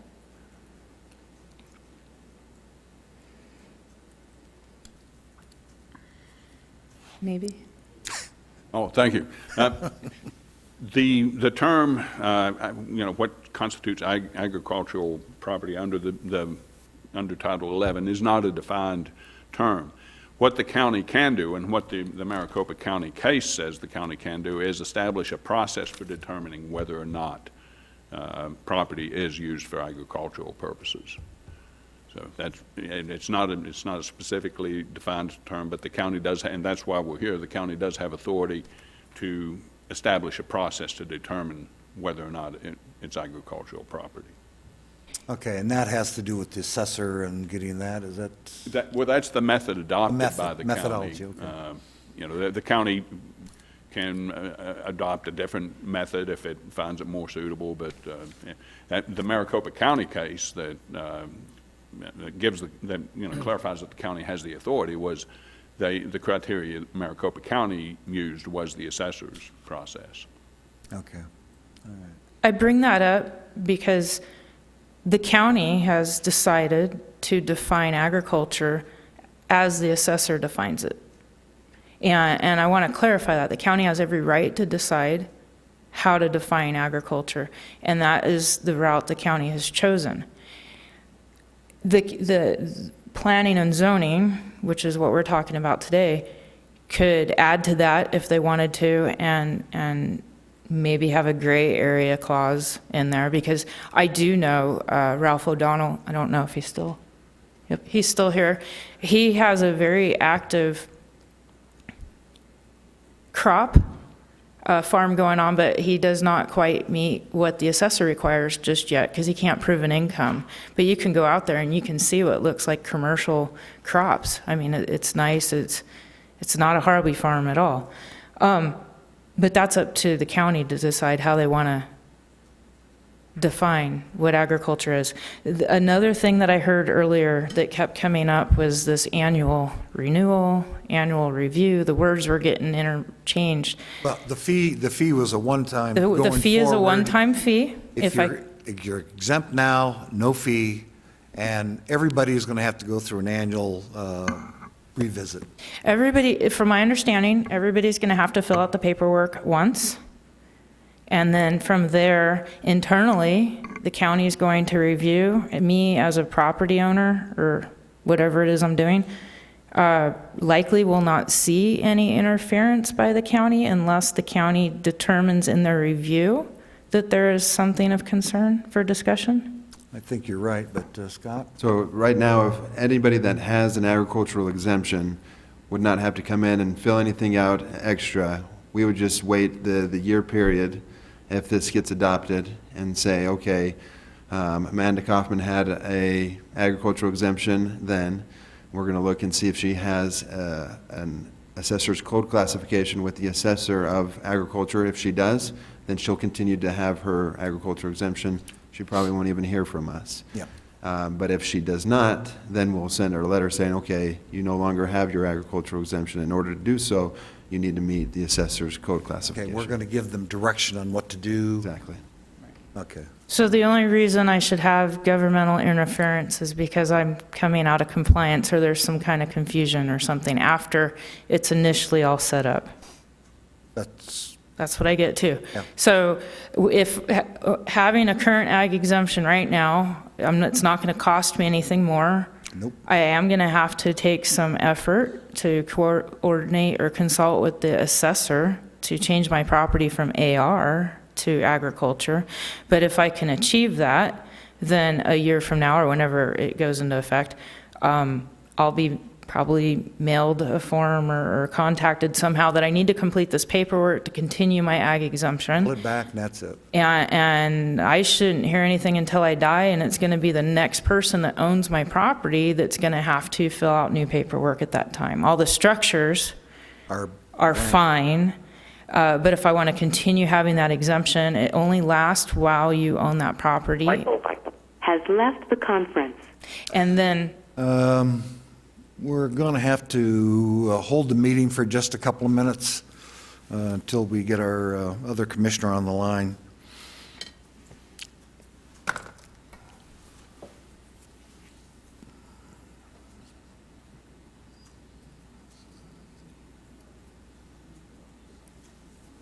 She's for the people and property rights, but yet fair to safety protocol, you know. My thing is continually.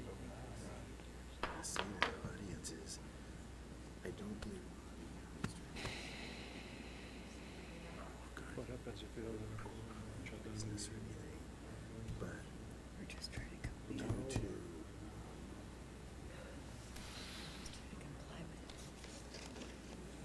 Motion to adjourn. I'm for that. So I thought it was concern you would have is. Well, should the assessor's office tell us what they're zoning without. Because we determined last time these numbers weren't realistic. Oh, let's see where you at. On the slideshow, yeah. We can track the buildings. But then, because it can make decisions, but then when can, The chart? Yeah. they need a quorum to decide. Michael has joined the conference. Thank you, Michael. Continue? I'm going to try. Sorry about that. That's all right. I lost my train of thought there, but basically what I remember is it's going to stay with the property owner. When the property changes hands, you're going to have to go through it again. And does the camera thing work? Yep.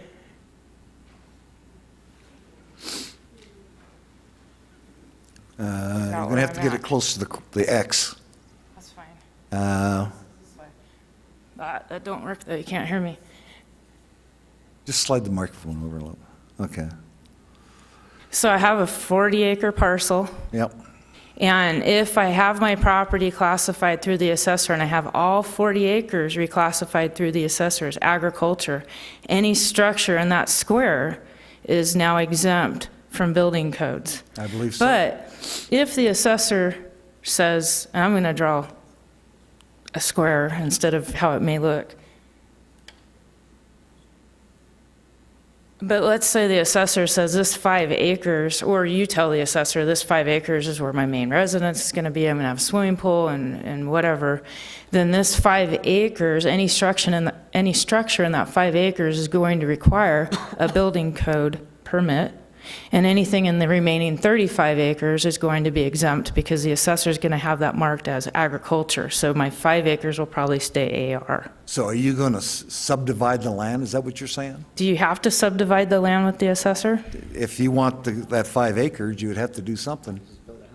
To answer your question, I believe the assessor can assign the code classification to certain portions of the parcel without subdividing it. Okay. That was my understanding. I just wanted to get that out there as a clarification. So, I think that's all I had. Any questions of Amanda? Thank you, Miss Amanda, for being here. And Thank you for your patience. You're welcome. Stephen Robinson? He left. He left? Oh, okay.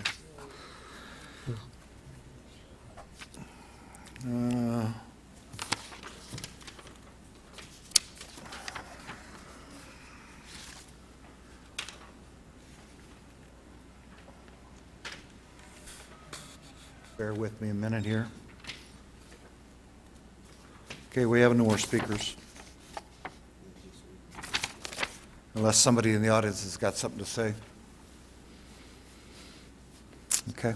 I have a question for staff. Is there any state laws that say we have to change this?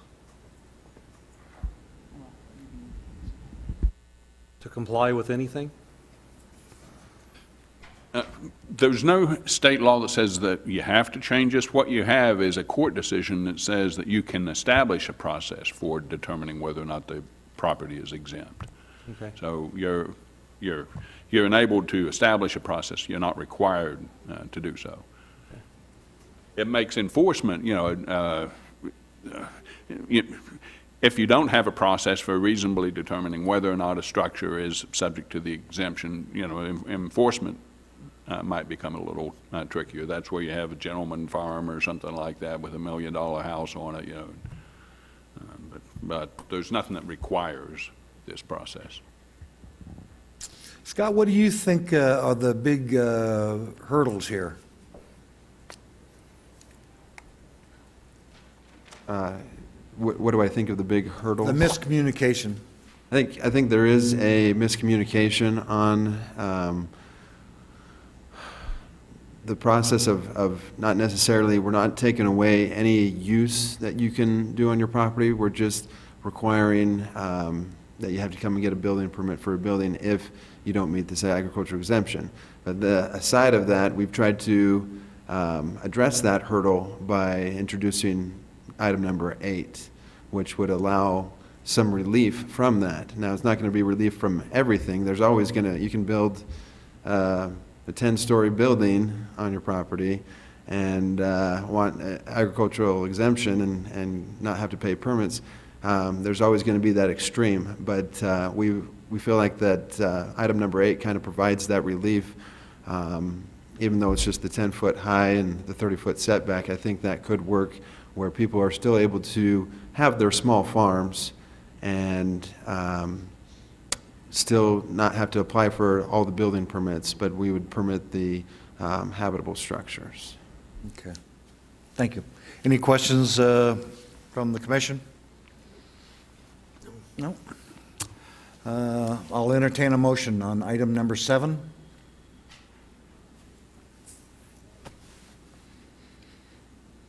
motion to accept the staff recommendation for the amendment. Do I have a second? I'll second it. We have a motion by Commissioner Kelly, a second by Commissioner Selberg. Any further discussion? Those in favor signify by saying aye. Aye. Aye. Those opposed, same sign. Aye. Aye. Sure.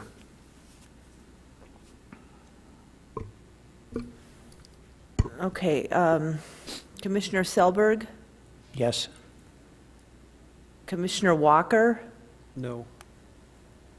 Commissioner Gabrielson, No.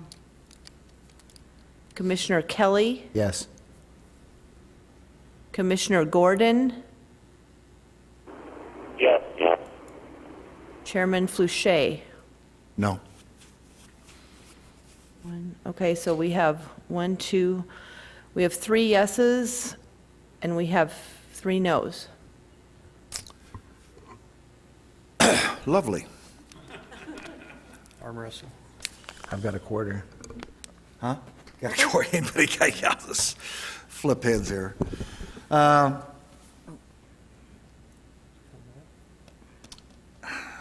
guess the only thing we can do is come back next month and hope we got more people.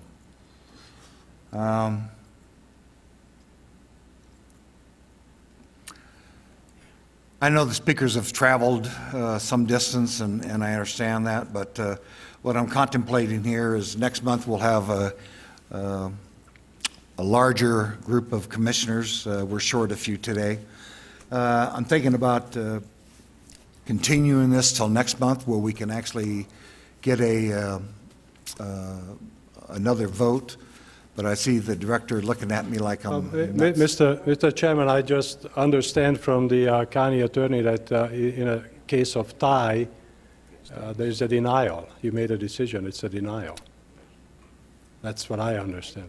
Okay, well, what do we got, Barbara? 3 to 3. 3 to 3? Well, that means we're done. Aren't we done? Yeah, we're done. It's done. Yeah, okay.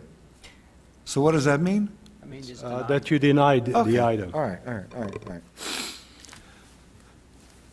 In that case, you can attend the Board of Supervisors meeting, which will be, as we discussed earlier,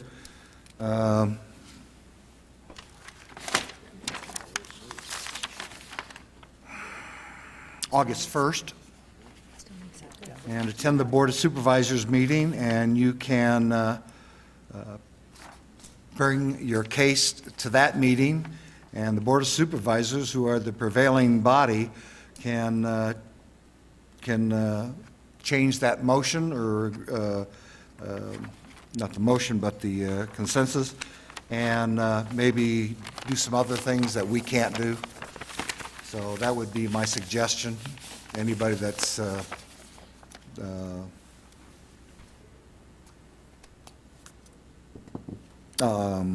wishing to see this proceed. Item number 9.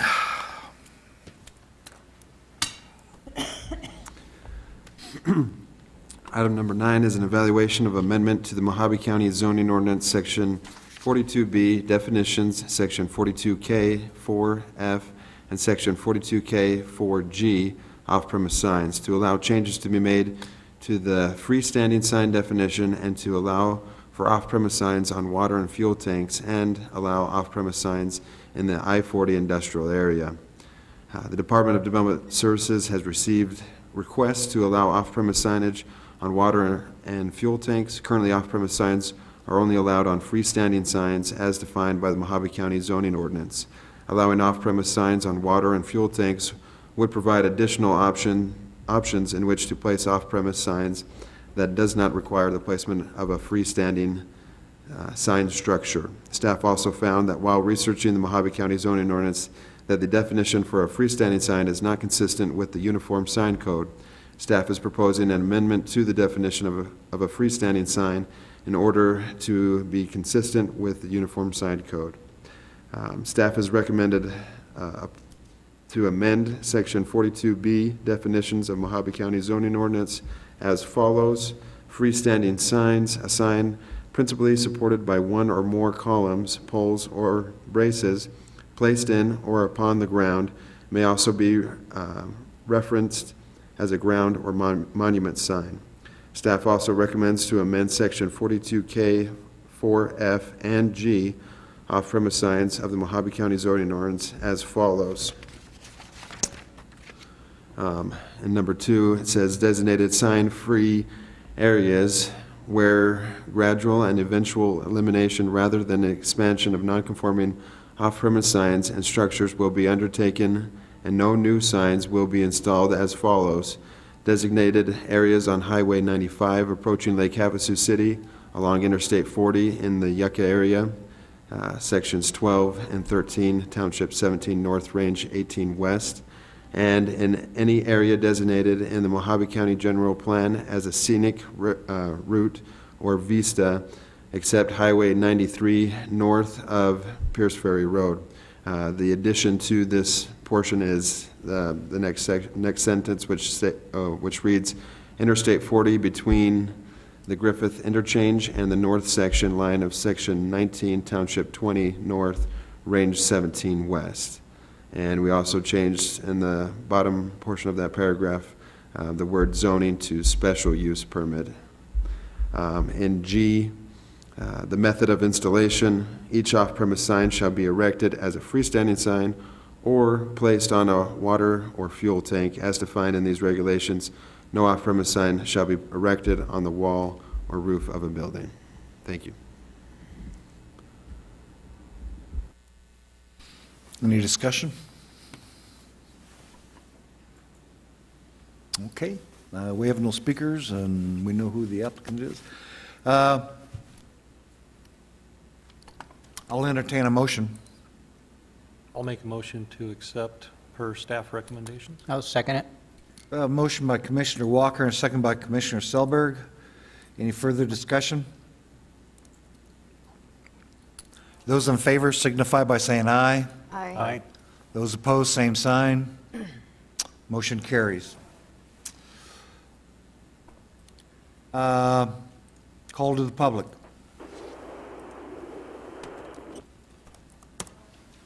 Call to the public includes anything that is not on our agenda today.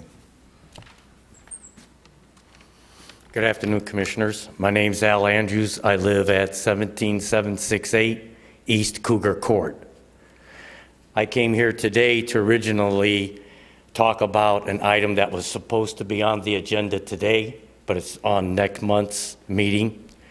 And the reason why I came here to talk is during the monsoons, our roads, I might not be able to make it to next month's. As a result, I wanted you to know about my input on one of the items for next month. Is that okay? That's fine. Okay.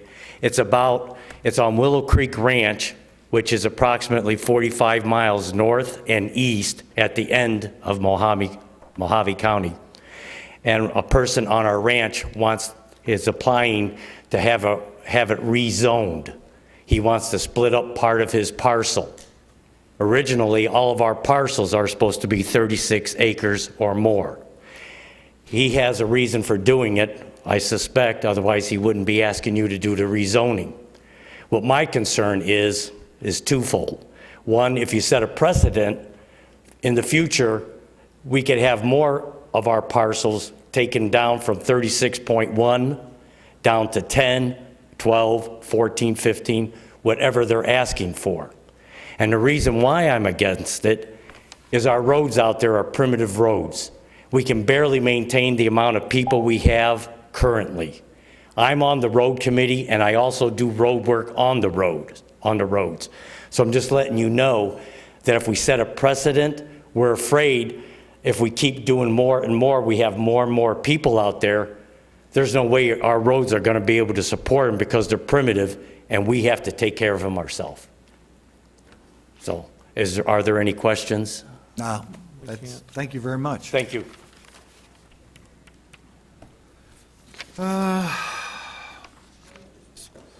Let's see, I don't think we have any announcements from staff? Any announcements from the commission? I have one question. All right. Because this is pertaining back to the AG stuff, but actually, on those houses that were done, kind of under the table and wrongfully, have we taken any action to close them down and get them back into the assessor and accounted for? There's no action you can take. Mr. Chairman, members of the commission, the department, on the agricultural exemptions that we issue, we periodically send the assessor a report containing all of those agricultural exemptions that have been issued and what assessor parcels numbers they're issued for. The assessors do go out. When they go out, they look at those properties to see if there's any structures that have been built on them. Since that time, I think they just pick them up as part of their regular canvas. Yeah, okay, I was just, because that seems to be a concern, as, the few people that, go and do things illegally punish the rest of us, and I was just curious to make sure that that's being, taken care of and addressed. Thank you. I'll entertain to adjourn. Yeah. I'll make a motion to adjourn. Thank you very much. I'll second. All right, we have a motion by Commissioner Walker, second by Commissioner Gabrielson. Those in favor signify by saying aye. Aye. Motion approved. Thank you, Michael. You're welcome. Thank you, everyone. All right, see you soon. Bye-bye. Bye-bye. Bye for now. Michael.